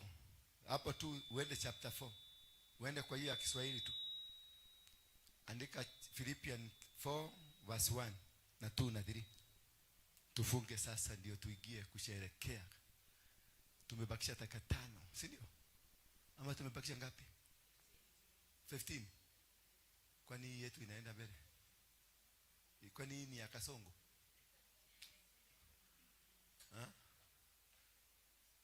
Kasongo mama na ingali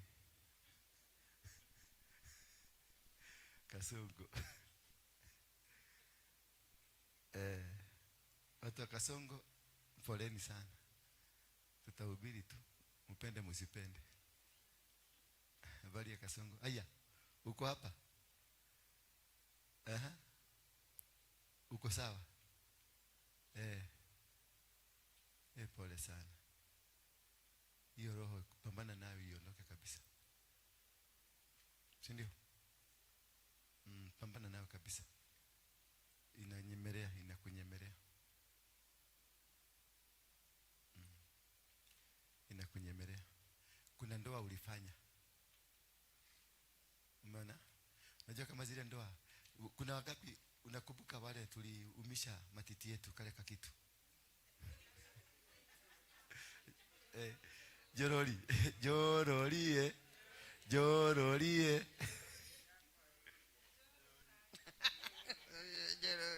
Akwayorire joroli. Kumbe uliumisha. Unajua hiyo kuumisha ni ndoa ulifanya. Ulifanya maagano, maana kaliuma na ukakaibia. Joroli. Akwayorire joroli. Na ikakauma. Hiyo ni ndoa. Ile ulifanya hivi, leta hivi. Kuna hii ulifanya hii. Uliwahi kufanya hii? Hiyo ni ndoa ulifanya. Hiyo ni maagano. Sasa wewe unaongojea kuambiwa ulifanya maagano na mchawi ama na mganga. Kuna vitu vidogo sana ulifanya. Vidogo sana katika maisha yako. Kuna wengine tulitoboa mkono kidole hapa tukaraba, kama wewe ulikutobolewa siku moja na kakijana kakaraba na wewe ukaraba. Hujawahi? Wangapi walioitobolewa ikarabwa na huyu akaraba? Hakuna? Yule huko nyuma. Hiyo waliraba, hiyo that's a blood covenant. Hayo ni maagano, hiyo ni ndoa. Ndoa nyingine nikwambie ni gani? yule kijana alibreak virginity yako. The man that broke your virginity, hiyo ni doa inasimama. Huyu mko naye kwa nyumba ni mkora. Yule anajulikana ni yule alibreak virginity yako, maana huyo ndio mlimwaga damu, and you made a blood covenant. Sasa hiyo covenant ndio recognize kule, ndio unaona doa yako imekataa kusimama. So kama huko wewe ulibreakiwa virginity na kijamaa au ukichunguza huyo mwenye alikubreak virginity, doa yake naye pia isimpoa. Maana biguni wewe ndio unajulikana na yeye ndiye anajulikana. Ndio ukikuja hapa kutoa dhabihu, bwana yako asachiwe, kule unakuta yule mzee wanapigana na bibi kule, wanaanza kuvurugana. Maana search imeanza. Search ikianza inaenda kule, inamwambia unatafutwa. So wewe huko kwa Bwana, na ule alikufanya hivyo anahangaika huko ni makaga kule kwenu. Atola goragio dokagya muka sasa unakuta mtu anahangaika kama venye nimehangaika miaka yote hii. Mimi nimehangaika wakati nilijua ni makosa ilifanyika, na mwenye tulifanya naye hivyo alikufa na ndege hapa akiwa governor, na yeye pia alikufa bila kuwa na mtu. Si unaona? Alijaribu wanaume karibu 7 wakamkataa. Mimi nikajaribu, wakati nilijua hivyo nikainua dhabihu, cancel hiyo covenant. You cancel the covenant. You raise a sacrifice to cancel the covenant, because a blood covenant, it is the most dangerous covenant, no matter how it was. The blood covenant, it is the most dangerous covenant that you have. Na nyinyi yote mlimwaga damu. Hakuna mtu hapa, labda wale mavagin. Mavagin, inua mkono juu. If you know you are virgin. If you know you are virgin, inua mkono juu.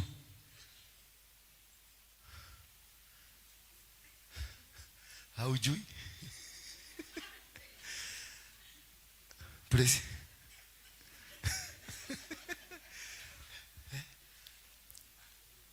Hao ndio tu wako secure hapa. But all of us here, we are under a covenant that is haunting our lives. Kama sasa huyo mama ambao nilibreak, mama kama mimi nilibreak virginity nyingi sana. Imagine kule wako, mateso ile wanapitia kwa sababu yangu. Kwa hivyo mahali popote wakilia, kilio chao kinafika biguni, mimi nagogwa. Sasa imagine nilibreak virginity 10. Sasa vilio 10 zinapanda kwa Mungu kwa pamoja. Zinaenda zikisema dola. Paka wanasimama kuuliza, kari yako kudeja. Sasa hiyo kilio inarudishwa kwangu na kishindo, matatizo yananipanda, nakuta I will never face any stability in my life. Challenges inakuja nikiwaambia bana, na tena sijui what is fighting me. Mimi naona wachawi, kumbe si wachawi, mimi ndio mchawi. Sasa mimi nakuja hapa niombeeni, kuna wachawi wa kwetu. Si wachawi, ni mahali kuna, maana siku zile zetu watu wa ghorofa namba 3, 4 na 5, si watu walijua marojini sana. Ni watu wa December huko kwa Maigoya.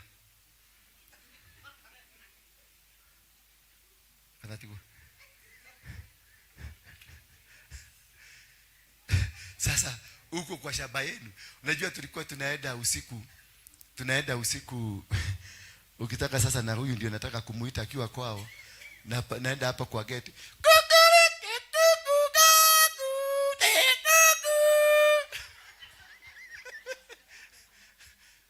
Naye Grace anasema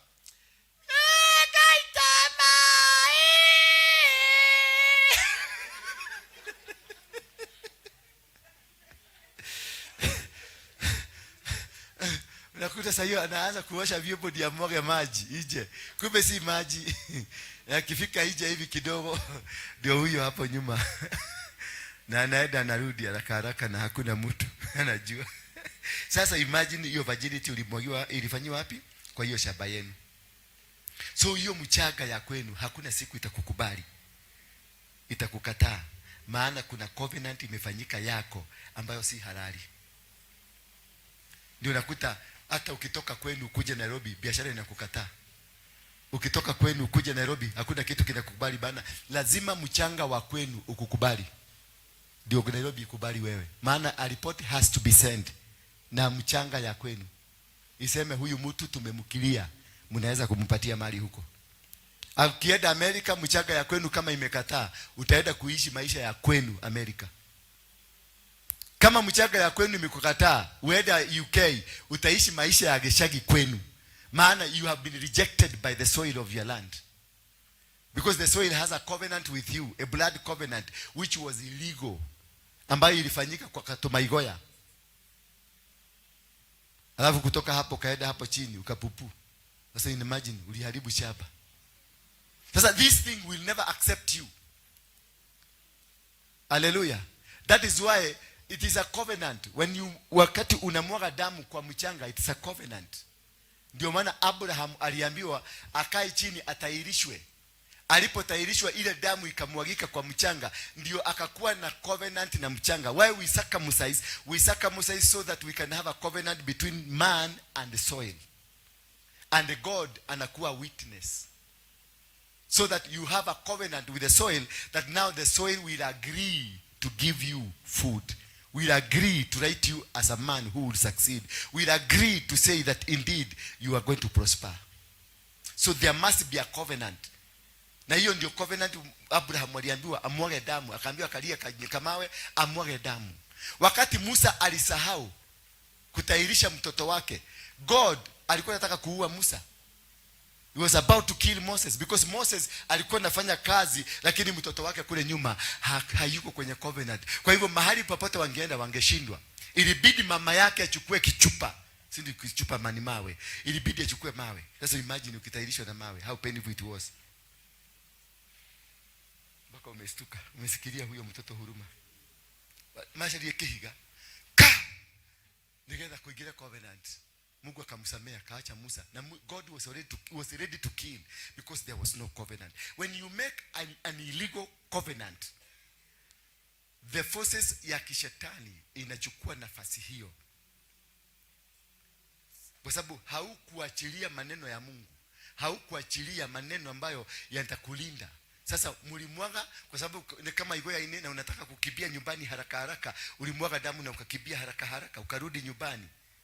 Bwana Yesu asifiwe sana. So the covenant imewachwa open. Mainzi za choo zitakuja. Vitu vya kishetani vitakuja. Zitachukua, zitafanya maagano na hiyo damu yako. Zikifanya maagano na hiyo damu yako, basi wewe kwisha. Na ndio unaonanga wanawake wakati wenu wa heavy, wakati hiyo kitu mnatoa hiyo sodo, jaribu sana usiiwache. Hata kama tumesoma sana, jaribu sana wacha kurusha kwa hizi mavitu mnarushaga hapa, because haujui anayeokota hizo vitu ni nani. Because the cycle of a woman is also a covenant between God. Hakuna kitu watu ambao wanatoanga dhabihu kila mwezi kama wamama. Na ndio unaona wamama they are stronger in faith. Because hiyo damu inamwagikanga is a sacrifice, inamwagika kwa mchaga. That is why ukimake declaration that time you are on this thing, then God unafanya maneno makubwa yanafanyika. Tusimameni kwa miguu yenu.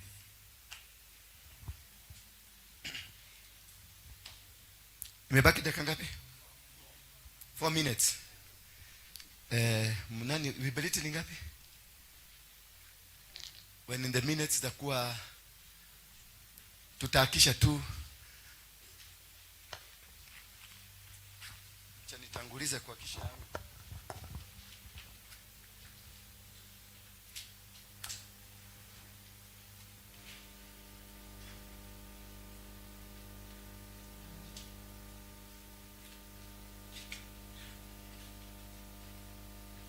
Ngoja kidogo nitakwambia.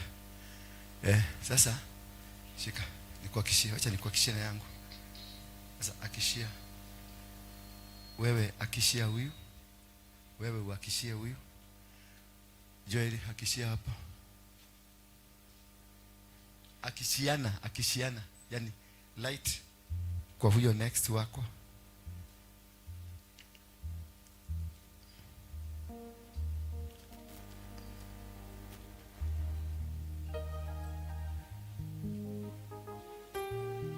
Akishia huyu. hivyo ndivyo maisha yako itang'ara. Hivyo ndivyo Mungu atakuhakikishia maisha yako. Yani, I am releasing a special anointing upon your life. Kutoka leo maisha yako hayatakuwa venye yalikuwa tena. Tunapovuka, akisha wako nyuma yako, moto itambalisanwe, itambalisanwe, itambalisanwe, itambalisanwe, itambalisanwe, itambalisanwe, kutambalisana, kutambalisana, tambalisa, tambalisa, tambalisa. Akilia oshio.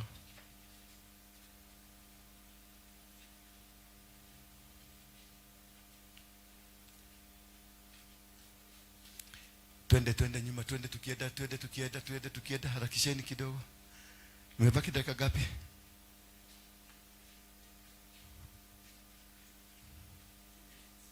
Two minutes. Thank you. We are crossing now River Jordan. We are crossing. Tupatie Exodus 14. Exodus chapter number 14. Tupatie Exodus chapter number 14. Kila mtu hakikisha moto yako inawaka. 1 minute. Ikifika 10 seconds, minus 10 seconds, mniambie. Mtainua tu juu. Nitahesabu from 10. Ikibakisha 10 mniambie.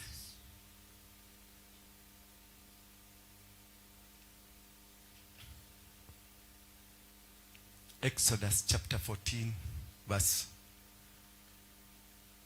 1. Okay. 10, 9, 8, 7, 6, 5, 4, 3, 2, 1.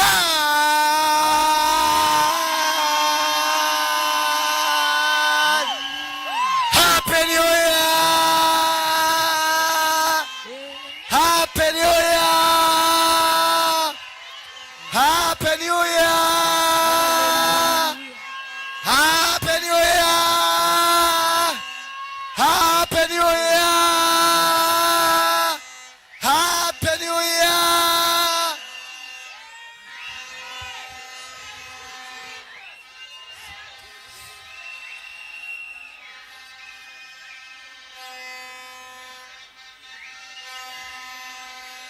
Sasa tulieni. Inua tu msoma yako juu ninapoakisha moto wa maisha yako. Exodus 14 verse 1.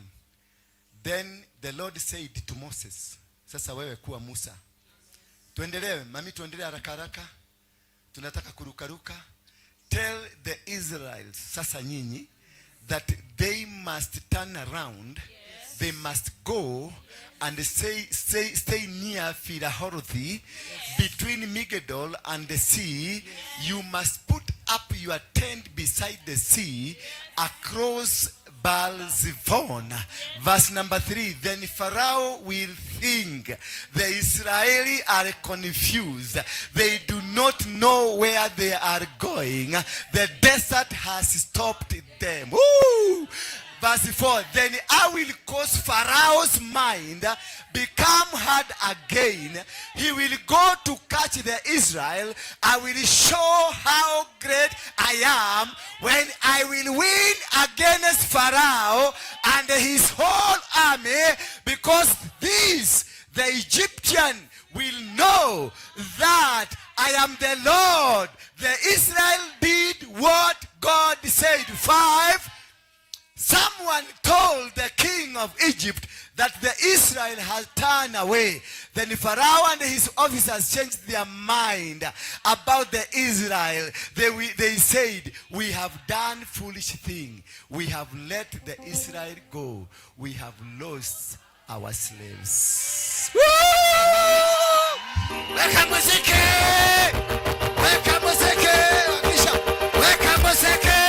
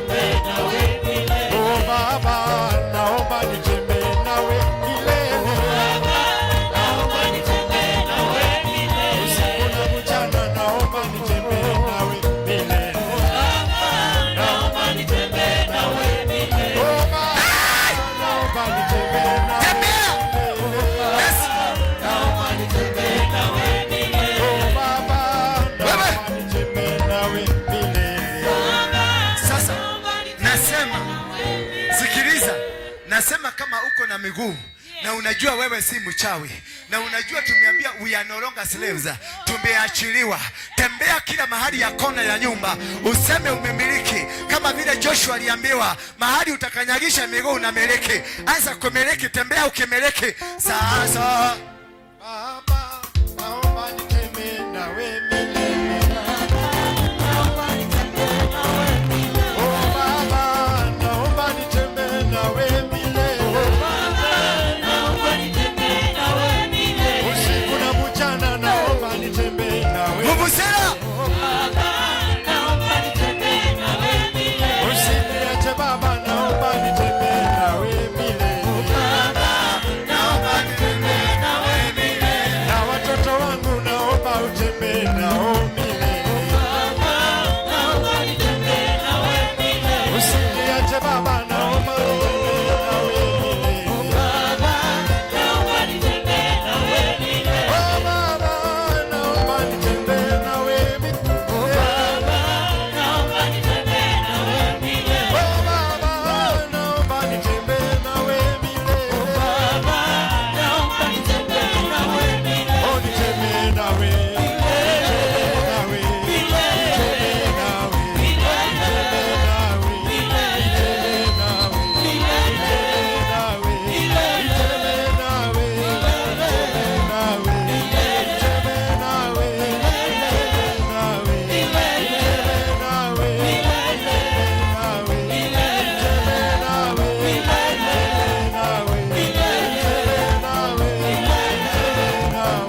Inuliwe Bwana wa mabwana, inuliwe, umetenda mema. Inuliwe Bwana wa mabwana, inuliwe. Alafu sasa weteni sacrifice. Bring your sacrifice here. Wekelea sacrifice yako hapa. Wekelea sacrifice yako hapa. Inuliwe Wekelea kwenye madhabahu. inuliwe, umetenda. Baba, umetenda mema.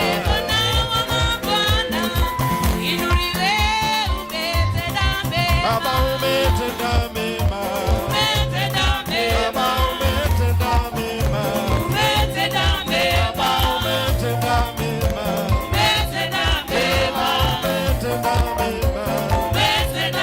Baba, umetenda mema. Baba, umetenda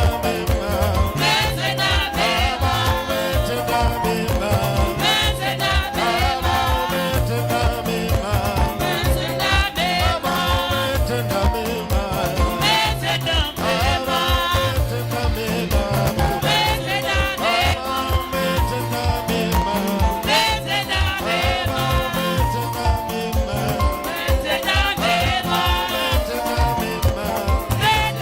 Kayore mwega, kayore mwega. Kayore mwega, kayore mwega. Kayore mwega, kayore mwega. Oh, kayore mwega, kayore mwega. Kayore mwega, kayore mwega. Oh, kayore mwega, kayore mwega. Oh, kayore mwega, kayore mwega. Oh, kayore mwega, kayore mwega. Mwaka huu ni mwaka wa Bwana, mwaka huu nimebarikiwa. Mwaka huu ni mwaka wa Bwana, mwaka huu nimebarikiwa. Oh, mwaka huu ni mwaka wa Bwana, mwaka huu nitabarikiwa. Mwaka huu ni mwaka wa Bwana, mwaka huu nimebarikiwa. Oh, mwaka huu ni mwaka wa Bwana, mwaka huu nimebarikiwa.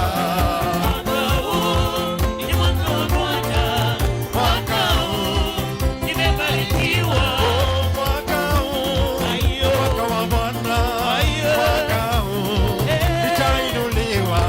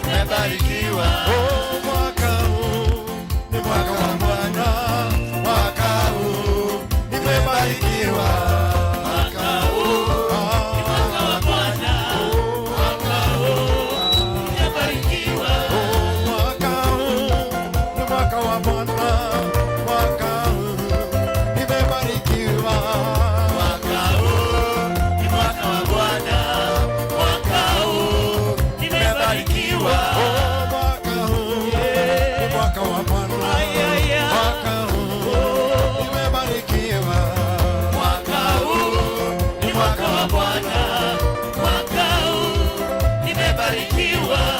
Mwaka huu nitaenda ng'ambo. Mwaka huu nimebarikiwa. Mwaka huu ni mwaka wa Bwana. Mwaka huu nimebarikiwa. 2026 ni mwaka wa Bwana. Mwaka huu nitafaulu sana mimi. mwaka huu Ni mwaka wa Bwana. mwaka huu nimebarikiwa. Mwaka huu nitapanda ndege. Mwaka huu ni mwaka wangu mimi. Mwaka huu ni mwaka wa Bwana. Mwaka huu nimebarikiwa. Mwaka huu nitafunguliwa milango. Mwaka huu ni mwaka wangu mimi. Mwaka huu ni mwaka wa Bwana. Mwaka huu nimebarikiwa. Mwaka huu nimetolewa madeni. Mwaka huu nimebarikiwa baba. Ni mwaka wa Bwana. Mwaka huu nimebarikiwa. Farao nimeokoka, sitarudi tena Misri, naenda Kanani.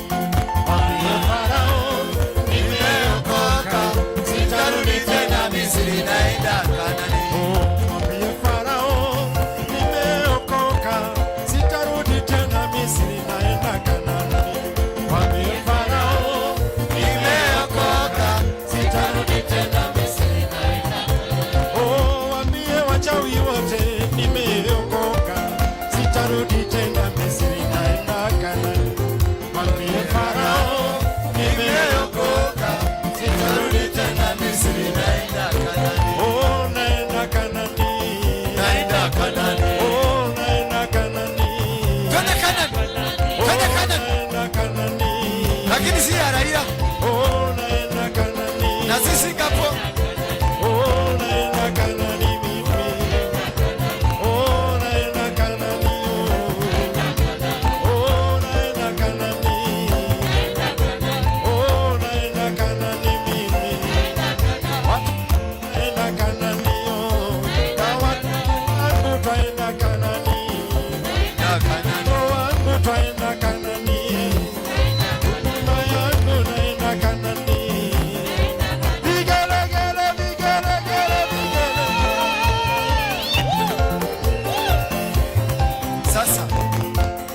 Sasa nataka sasa tuna make declarations that we are going to seal this year. Tumetoa sacrifices zetu. We are turning these offerings and sacrifices to commit them throughout this year. Abraham aliambiwa na baba mbinguni, chukua mtoto wako wa kipekee Isaac, umpeleke kwenye mlima Moria, kwenye mlima mmoja ambao utamtoa pale afanyike kafara, nami nitakubariki. Siku hii ya leo nataka kunena na mchanga wa taifa la Kenya. Nataka mrudie, mimi ndio nimeshika mchanga, mimi ndio nabii. Naye Yeremia akatumwa na Mungu aende aambie mchanga uandike. Na mimi Dora nimetumwa na Mungu niambie mchanga uandike. Wewe mchanga, semeni ewe mchanga.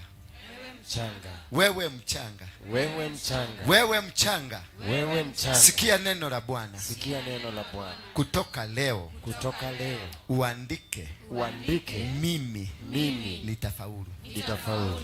Uandike. Uandike. Mimi. Mimi. Nitajaliwa. Nitajaliwa. Uandike. Uandike. Mahali popote nitaenda duniani. Mahali popote nitaenda duniani. Nitafanikiwa. Nitafanikiwa. Uandike. Uandike. Mimi nitapata mazao. Mimi nitapata na mazao. nitapata uzao. Na nitapata uzao. Uandike. Uandike. Nitapata baraka mahali pote nitaenda. Baraka mahali pote nitaenda. Chochote chochote nitakachotaka nitakachotaka uandike uandike kitapatikana. kitapatikana. Hakuna kizuizi, Hakuna kizuizi, hakuna mtu, hakuna mtu, hakuna watu, hakuna watu, hakuna mji, hakuna mji, hakuna giza hakuna giza itakayozuia itakayozuia nipate baraka zangu. nipate baraka zangu. Wewe ardhi, Wewe ardhi, wewe ardhi, wewe ardhi, wewe ardhi, wewe ardhi, nisikie neno la Bwana. sikia neno la Bwana. Andika jina langu Andika jina langu kama jina lililofanikiwa. kama jina lililofanikiwa. Andika biashara yangu Andika biashara kama yangu biashara kama iliyofanikiwa. biashara iliyofanikiwa. Andika ndoa yangu Andika ndoa yangu kama ndoa iliyofanikiwa. ndoa iliyofanikiwa. Andika afya yangu Andika afya yangu kama afya iliyofanikiwa. afya iliyofanikiwa. Andika huduma yangu Andika huduma kama yangu huduma iliyofanikiwa. huduma iliyofanikiwa. 2026 2026 ninakuamrisha, na kuamrisha. Mungu amesema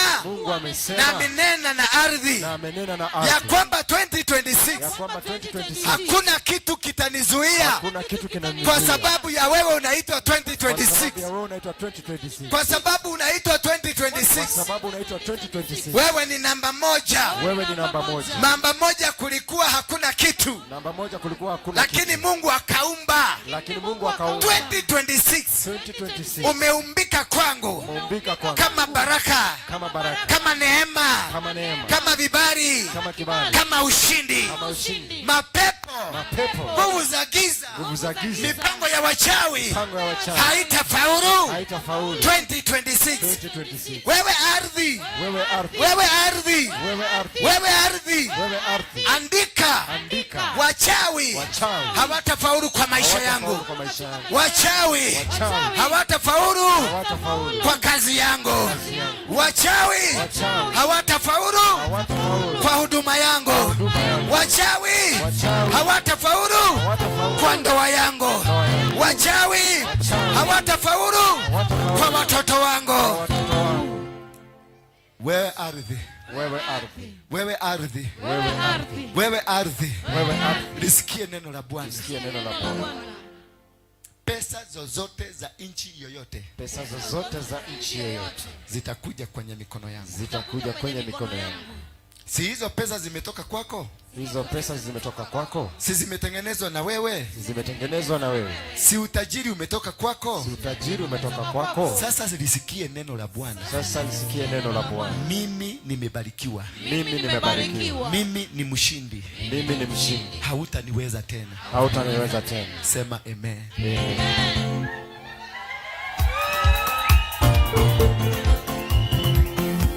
Ni Bwana Yesu amefungua, ni Bwana Yesu amefungua, mambo yote amefungua, ya kwenda ng'ambo amefungua, ya utajiri amefungua, ya kupata pesa amefungua, ya kupata ndoa amefungua, ya kupata watoto amefungua, ya kupata pesa amefungua, ya kupanda ndege amefungua, ya uponyaji amefungua, ya kuinuliwa amefungua. Ni Bwana Yesu amefungua, ni Bwana Yesu amefungua, ni Bwana Yesu amefungua, ya watoto wangu amefungua, ya biashara yangu amefungua, ya kwenda ng'ambo amefungua, ya utajiri amefungua, ya kushika pesa amefungua, ya uponyaji amefungua.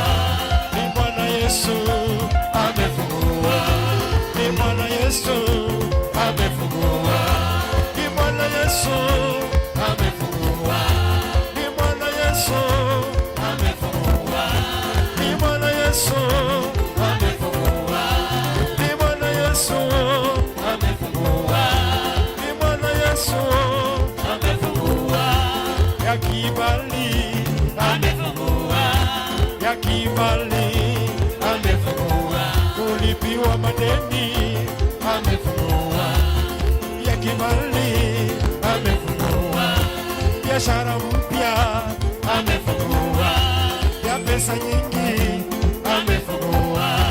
Ni Bwana Yesu amefungua, ni Bwana Yesu amefungua, ni Bwana Yesu amefungua, ni Bwana Yesu amefungua, ni Bwana Yesu.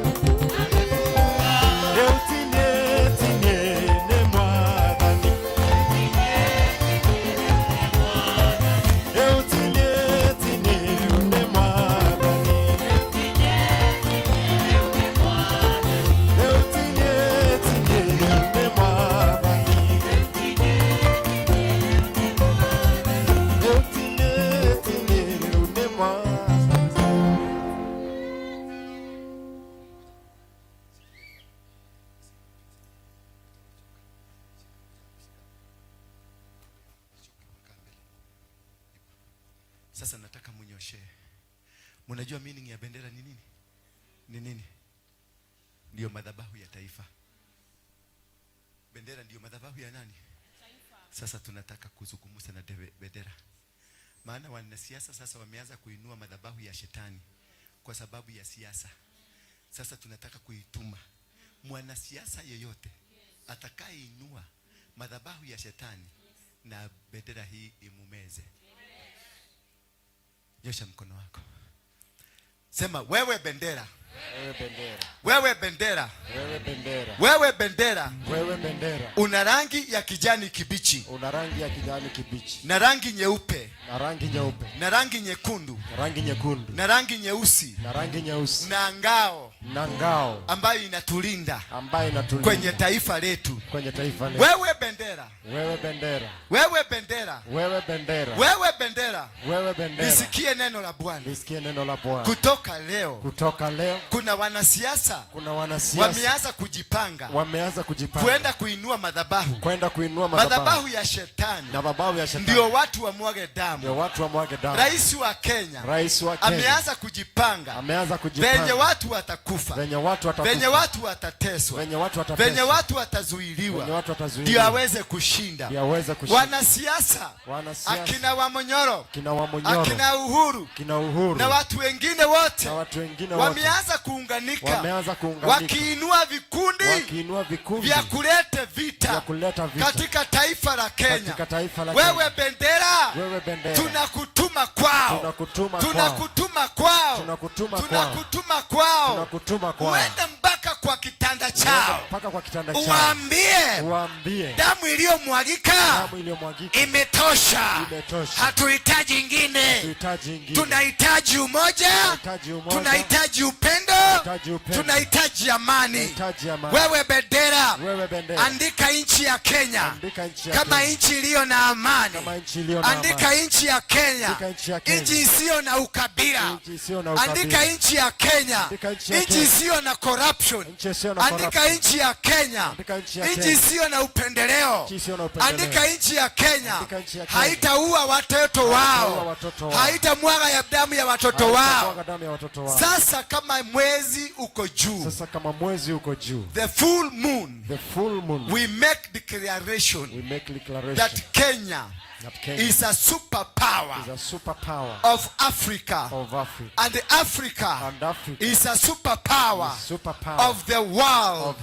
And every altar iliyoinuliwa na wazungu, hasa Waingereza, kwenye mlima Kenya na kwenye Lake Victoria na kwenye Mombasa, kaskazini mwa nchi na kusini mwa nchi, madhabahu yoyote ya shetani iliyoinuliwa, wewe bendera, wewe bendera, wewe bendera, nisikie neno la Bwana. Uwakoseshe amani walioinua hayo madhabahu, uwanyime amani mpaka waregeshe taifa letu. Tunaliregesha taifa letu mikononi mwako Mungu. Tunairegesha bendera hii mikononi mwako Mungu. Angalia imeshikwa na vijana wadogo waliobikira ambao hawajatumika kwa maovu. Twasarenda kwako. Mungu muumba wa mbingu na Mungu muumba ya dunia, pokea sifa zetu. Pokea sifa zetu. Pokea maombi yetu. Sema amen. Bendera. Sema bendera. Bendera. Ninakutakasa. Nakutakasa. Wewe ni mshindi. Wewe ni mshindi. Wewe ni baraka ya nchi. Wewe ni baraka ya nchi. Kusipatikane mtu yoyote ama kikundi cha watu ama taifa lolote litakalo jaribu kuinukia bendera ya Kenya. Watu ambao wanafanya corruption na wakasambaratike, wakose amani, wakose furaha, wakose njia, waregeshe corruption zote. Nchi ya Kenya. Wewe bendera. Tunakutuma kwa William Samoei Ruto. Ya kwamba nchi ya Kenya ni kubwa kuliko yeye. Wewe bendera. Mwambie ya kwamba Kenya ni kubwa kuliko yeye. Aiunganishe Kenya badala ya kuisambaratisha. Aiwaunganishe makabila yote ya Kenya. Na Kenya iweze kufaulu kwenye malengo mbalimbali. Semeni amen. Amen. Baba, katika jina la Yesu, ninakushukuru kwa sababu ya watoto wetu. Hawa watoto wawili wamesimama kama ishara ya watoto wote wa Kenya. Kumekuwa na muinuko wa mambo machafu kama vile gayism na lesbianism, uvutaji wa bangi na madawa za kulevya, utoofu wa nidhamu, waviaji wa mimba na mambo mengine mengi machafu yamefanywa na watoto wa Kenya. Kutoka sasa na iweka Kenya wakfu. Kutoka kaskazini mpaka kuzini. Kutoka mashariki mpaka magharibi. Kenya ni nchi takatifu. Kenya ni nchi iliyobarikiwa. Kenya ni nchi iliyozingirwa na damu ya Yesu. Kenya iko chini ya madhabahu ya msalaba wa Yesu. Hakuna dini yoyote, hata iwe ni ya Kiislamu, ambayo itainukia Kenya kama Al-Shabaab, ambayo itainukia Kenya kupiga watu na mabomu, ambayo watakuja wataiba pesa kutoka Amerika, wakuja wajenge manyumba hapa Kenya na pesa za wizi. Kenya ni nchi takatifu. Chochote ambacho kiliibwa kutoka Amerika, chochote ambacho kimeibwa kutoka taifa la Kenya, ambacho kinastahili kuwa cha Kenya, wacha na kiwatapike wote waliokiiba katika jina la Yesu Kristo. Ninabomoa misingi aina yoyote ile, misingi ya kutoaminiana, misingi ya kutopendana, misingi ya kuharibiana. Kenya ni nchi moja. Makabila yote 43 wote ni wa nchi wa Kenya. Tunainua madhabahu ya Yesu Kristo, tunainua madhabahu ya msalaba, tunainua madhabahu ya damu ya Yesu Kristo. Kenya ni nchi takatifu. Tunainua mlima Kenya, uinuke uwe poto ya dunia mzima, ya kuleta amani katika dunia mzima. Na ni katika jina la Yesu Kristo tunaomba na kuamini. Amen.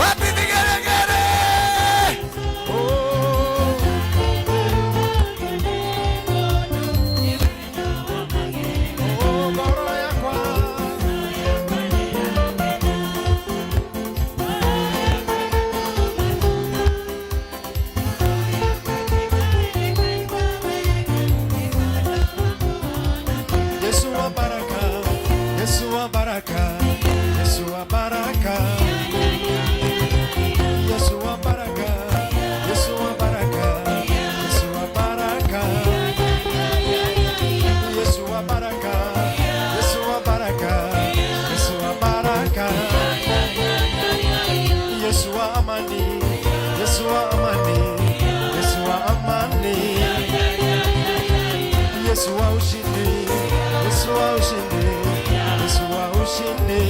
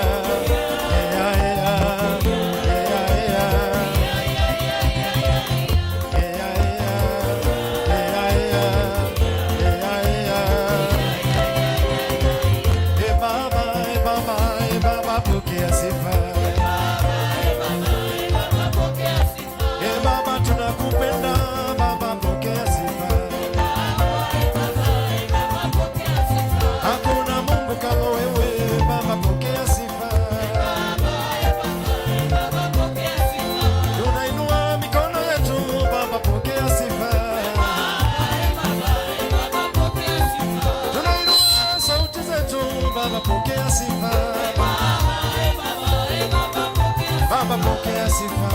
Baba pokea sifa.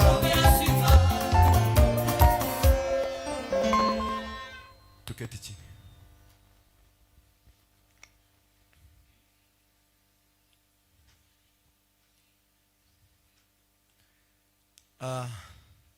Tumeanza safari mpya.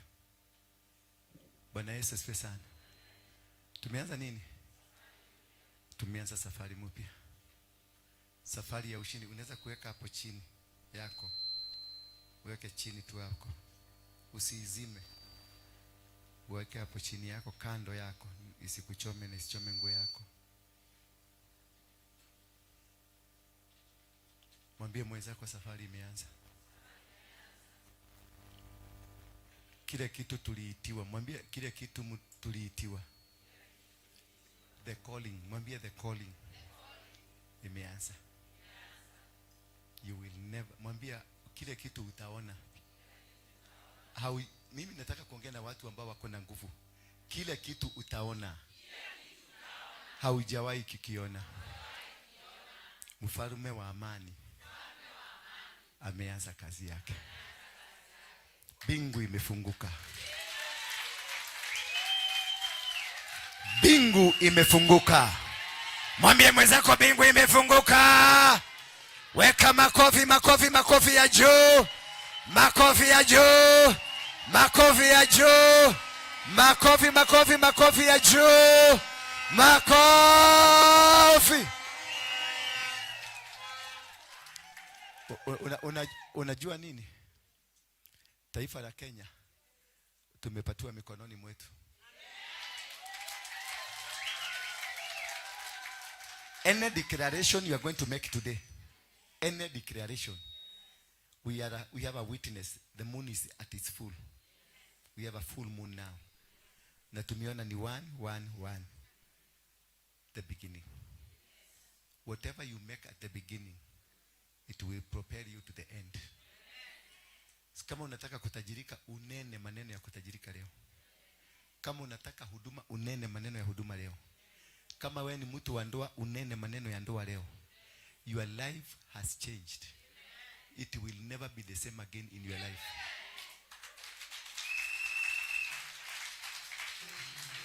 Unajua mnaona ni kama hamjielewi. What I'm telling you that it will never be the same from today. Chochote ulipoteza 2025 na kurudi nyuma kimeregeshwa. Wale watu wote walikuinukia wakapigana na wewe, Mungu atawalete mahali watakuona ukibarikiwa.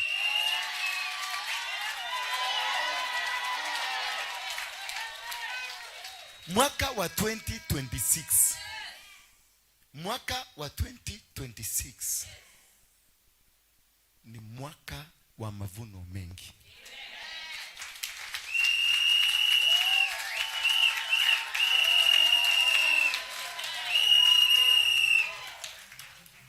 Ni mwaka wako wa kusafiri. Kuna vitu zako nyingi zilikuwa zimefungiwa. Mungu amesifungua.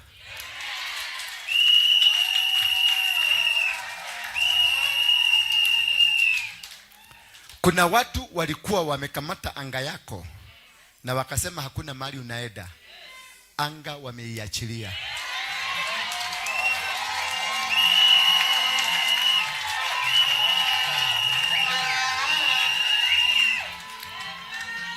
Watoto wako ambao wamepelekewa kuvuta bangi, kukunywa madawa, elimu yao imeanguka, kutoka sasa wameregeshewa baraka zao zote.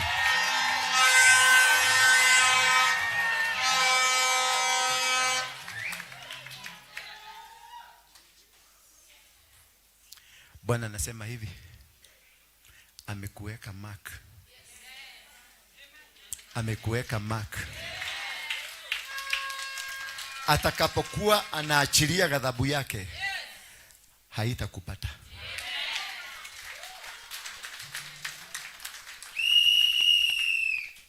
Watakupangia watakupangia lakini hawatakuona. Watawachwa wakipanga.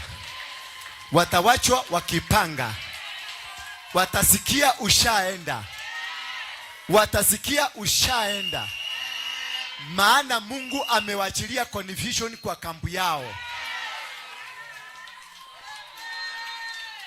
Wale wote walikaa chini wakikupangia, wote watakaa chini wakilimana.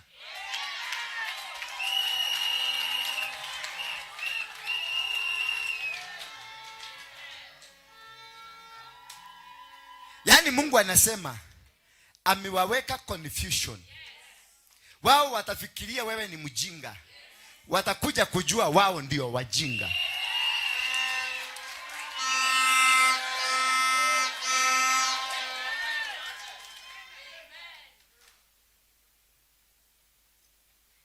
Bwana anasema hivi. Mfuko wako kutoka Januari umekuwa mkavu. Kutoka sasa hautakosa.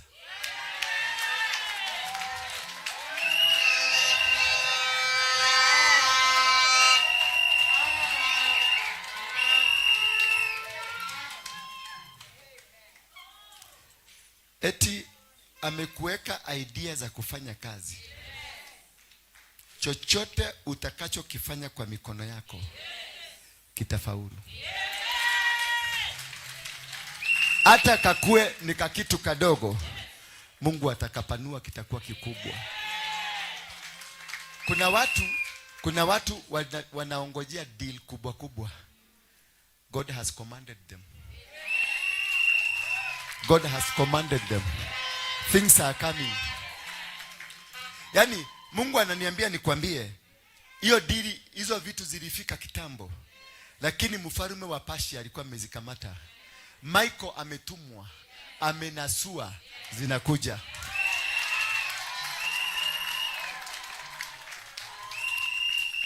Kuna watu nguo zao za ndani, suruali, underwear, zilichukuliwa, zimefungwa baharini na kufuli.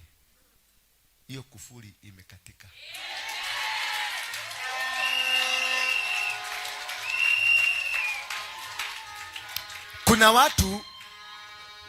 Kuna watu ambao wamekuwa wakilalwa na wao na majini. Kutoka leo inaitwa spiritual husband, na walitumwa wakuja wakuondoe kwenye baraka zako. The day you are about to be blessed, ndio the spiritual husband anakuja. Kutoka leo spiritual husband hata kuona tena.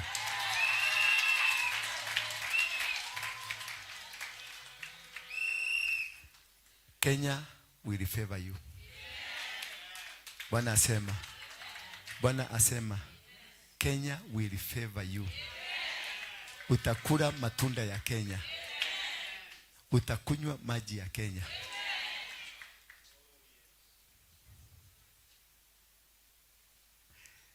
Eti walikuwa wamechimba mashimo. Mungu atakupeleka hapo uone wakianguka.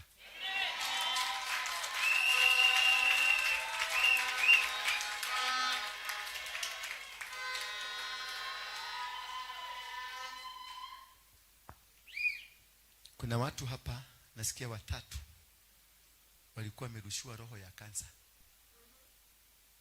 Mungu ameiondoa.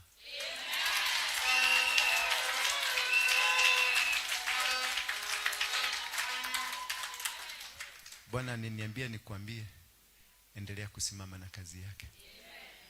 Kama kuna wakati wa kusimama na kazi ya Mungu, Mungu atajidhihirisha 2026.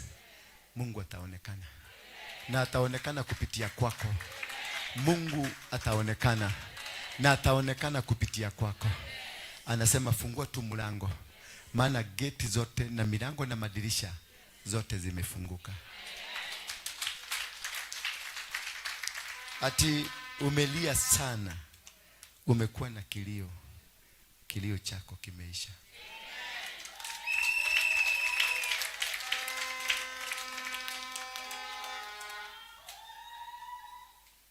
Utapata kibali. Just jaribu chochote. umtangulisha Mungu, kibali chako kimepatikana.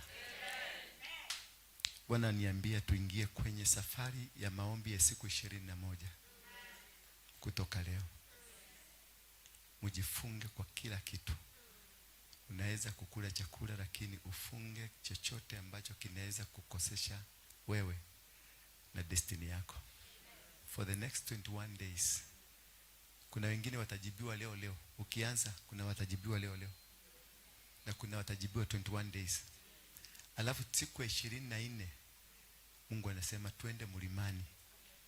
The same place, Mount Kenya. Na kule kuna watu watainua kama watumishi wake. Kuna biashara. Yaani anasema anapokonya, wanaitangwa heathens. Anawapokonya. Sasa anawapatia. Zinapatiwa yule is ready for that. Ready for that.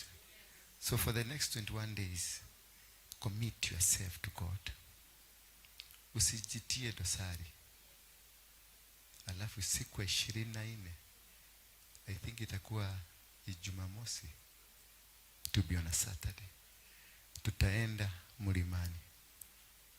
Kwa hivyo wewe ambao ungetaka tuende mlimani, ujiandikishe leo. Ujiandikishe lini? Leo. Utiache jina yako pale. Kutaenda selected. Kuna watu watataka kuenda lakini watashindwa. Because God will qualify wale wataenda mlimani. He will qualify the people that will go. Bwana ananiambia muda wa mwaka mmoja, karibu miaka 2, tumekuwa na wachawi 3 ambao wamekuwa hapa. Tumekuwa na wao, tukitembea na wao, tukikula na wao, tukikunywa na wao. Wakati wao wa kuanikwa umefika.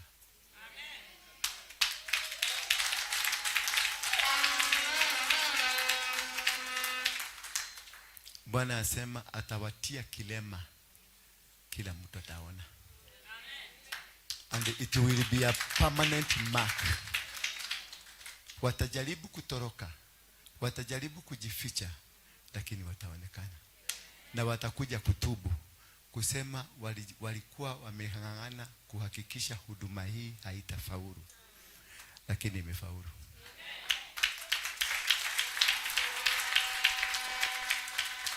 Bwana aniambia nikwambie, jiandikishe kuwa mfanyikazi kwenye huduma yake. Yani become a kingdom worker. He's looking for a kingdom worker. His kingdom, the kingdom worker. Hataki watu wa kukaa chini, bench sitters. Mungu amewakataa. If you have nothing in the ministry that you are doing, keep off.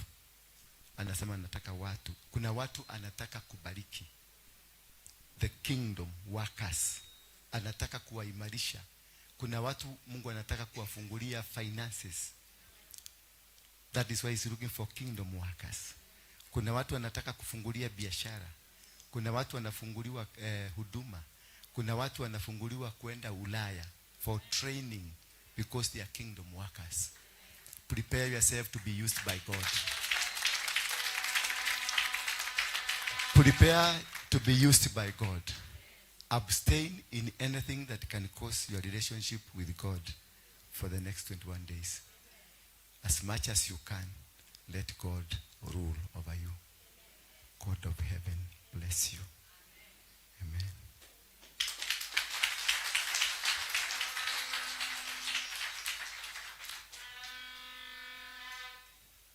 Kuja tu huya na Vuvuzela kuja. Watu wa Vuvuzela kuja. Watu wa Vuvuzela simameni hapa.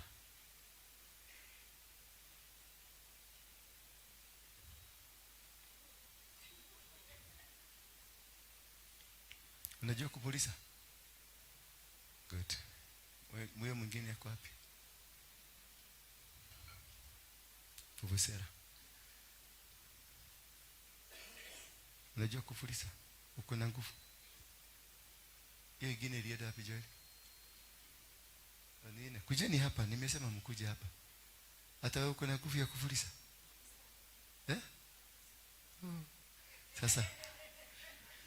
Sasa nataka tutafuliza mara 7. We are sealing. Tutapiga mara 7. Tutaseal hayo maneno yote ambayo tumeyazungumza.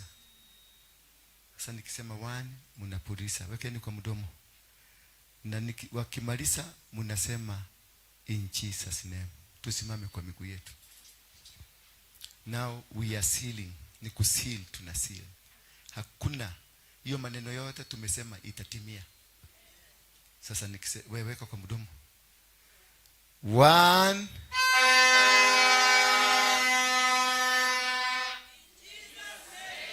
2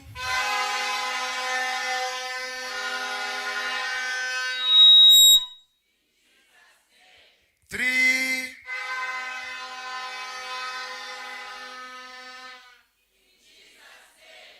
4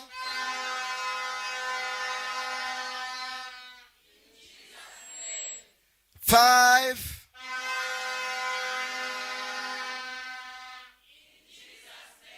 6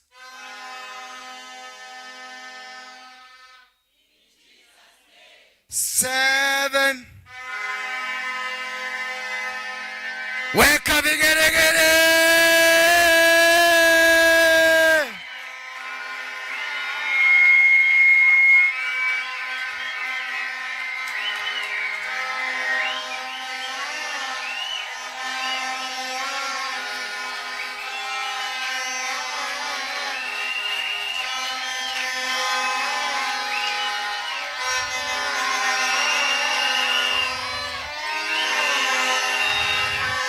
Asante. Joshua chapter 1 verse 5. No man shall be able to stand before you all the days of your life. Just as I was with Moses, so I will be with you. God has sealed the covenant. Sema amen. Naweza kuketi sasa.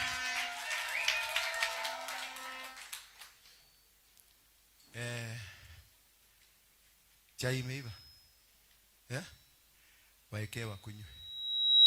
We celebrate. Then from there nitakuja kuwamwagilia mafuta. Kuwaweka wakfu.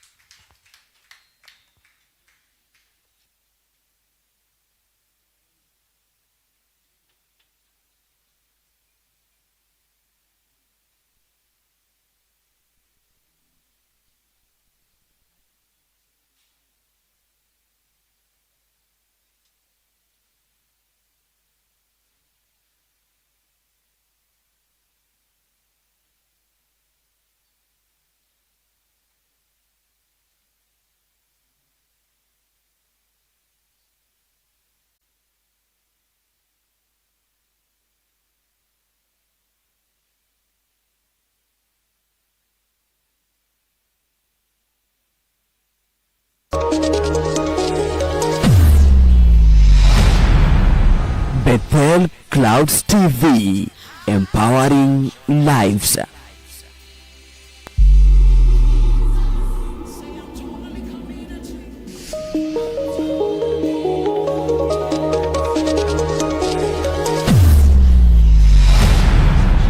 Bethel Clouds TV, empowering lives.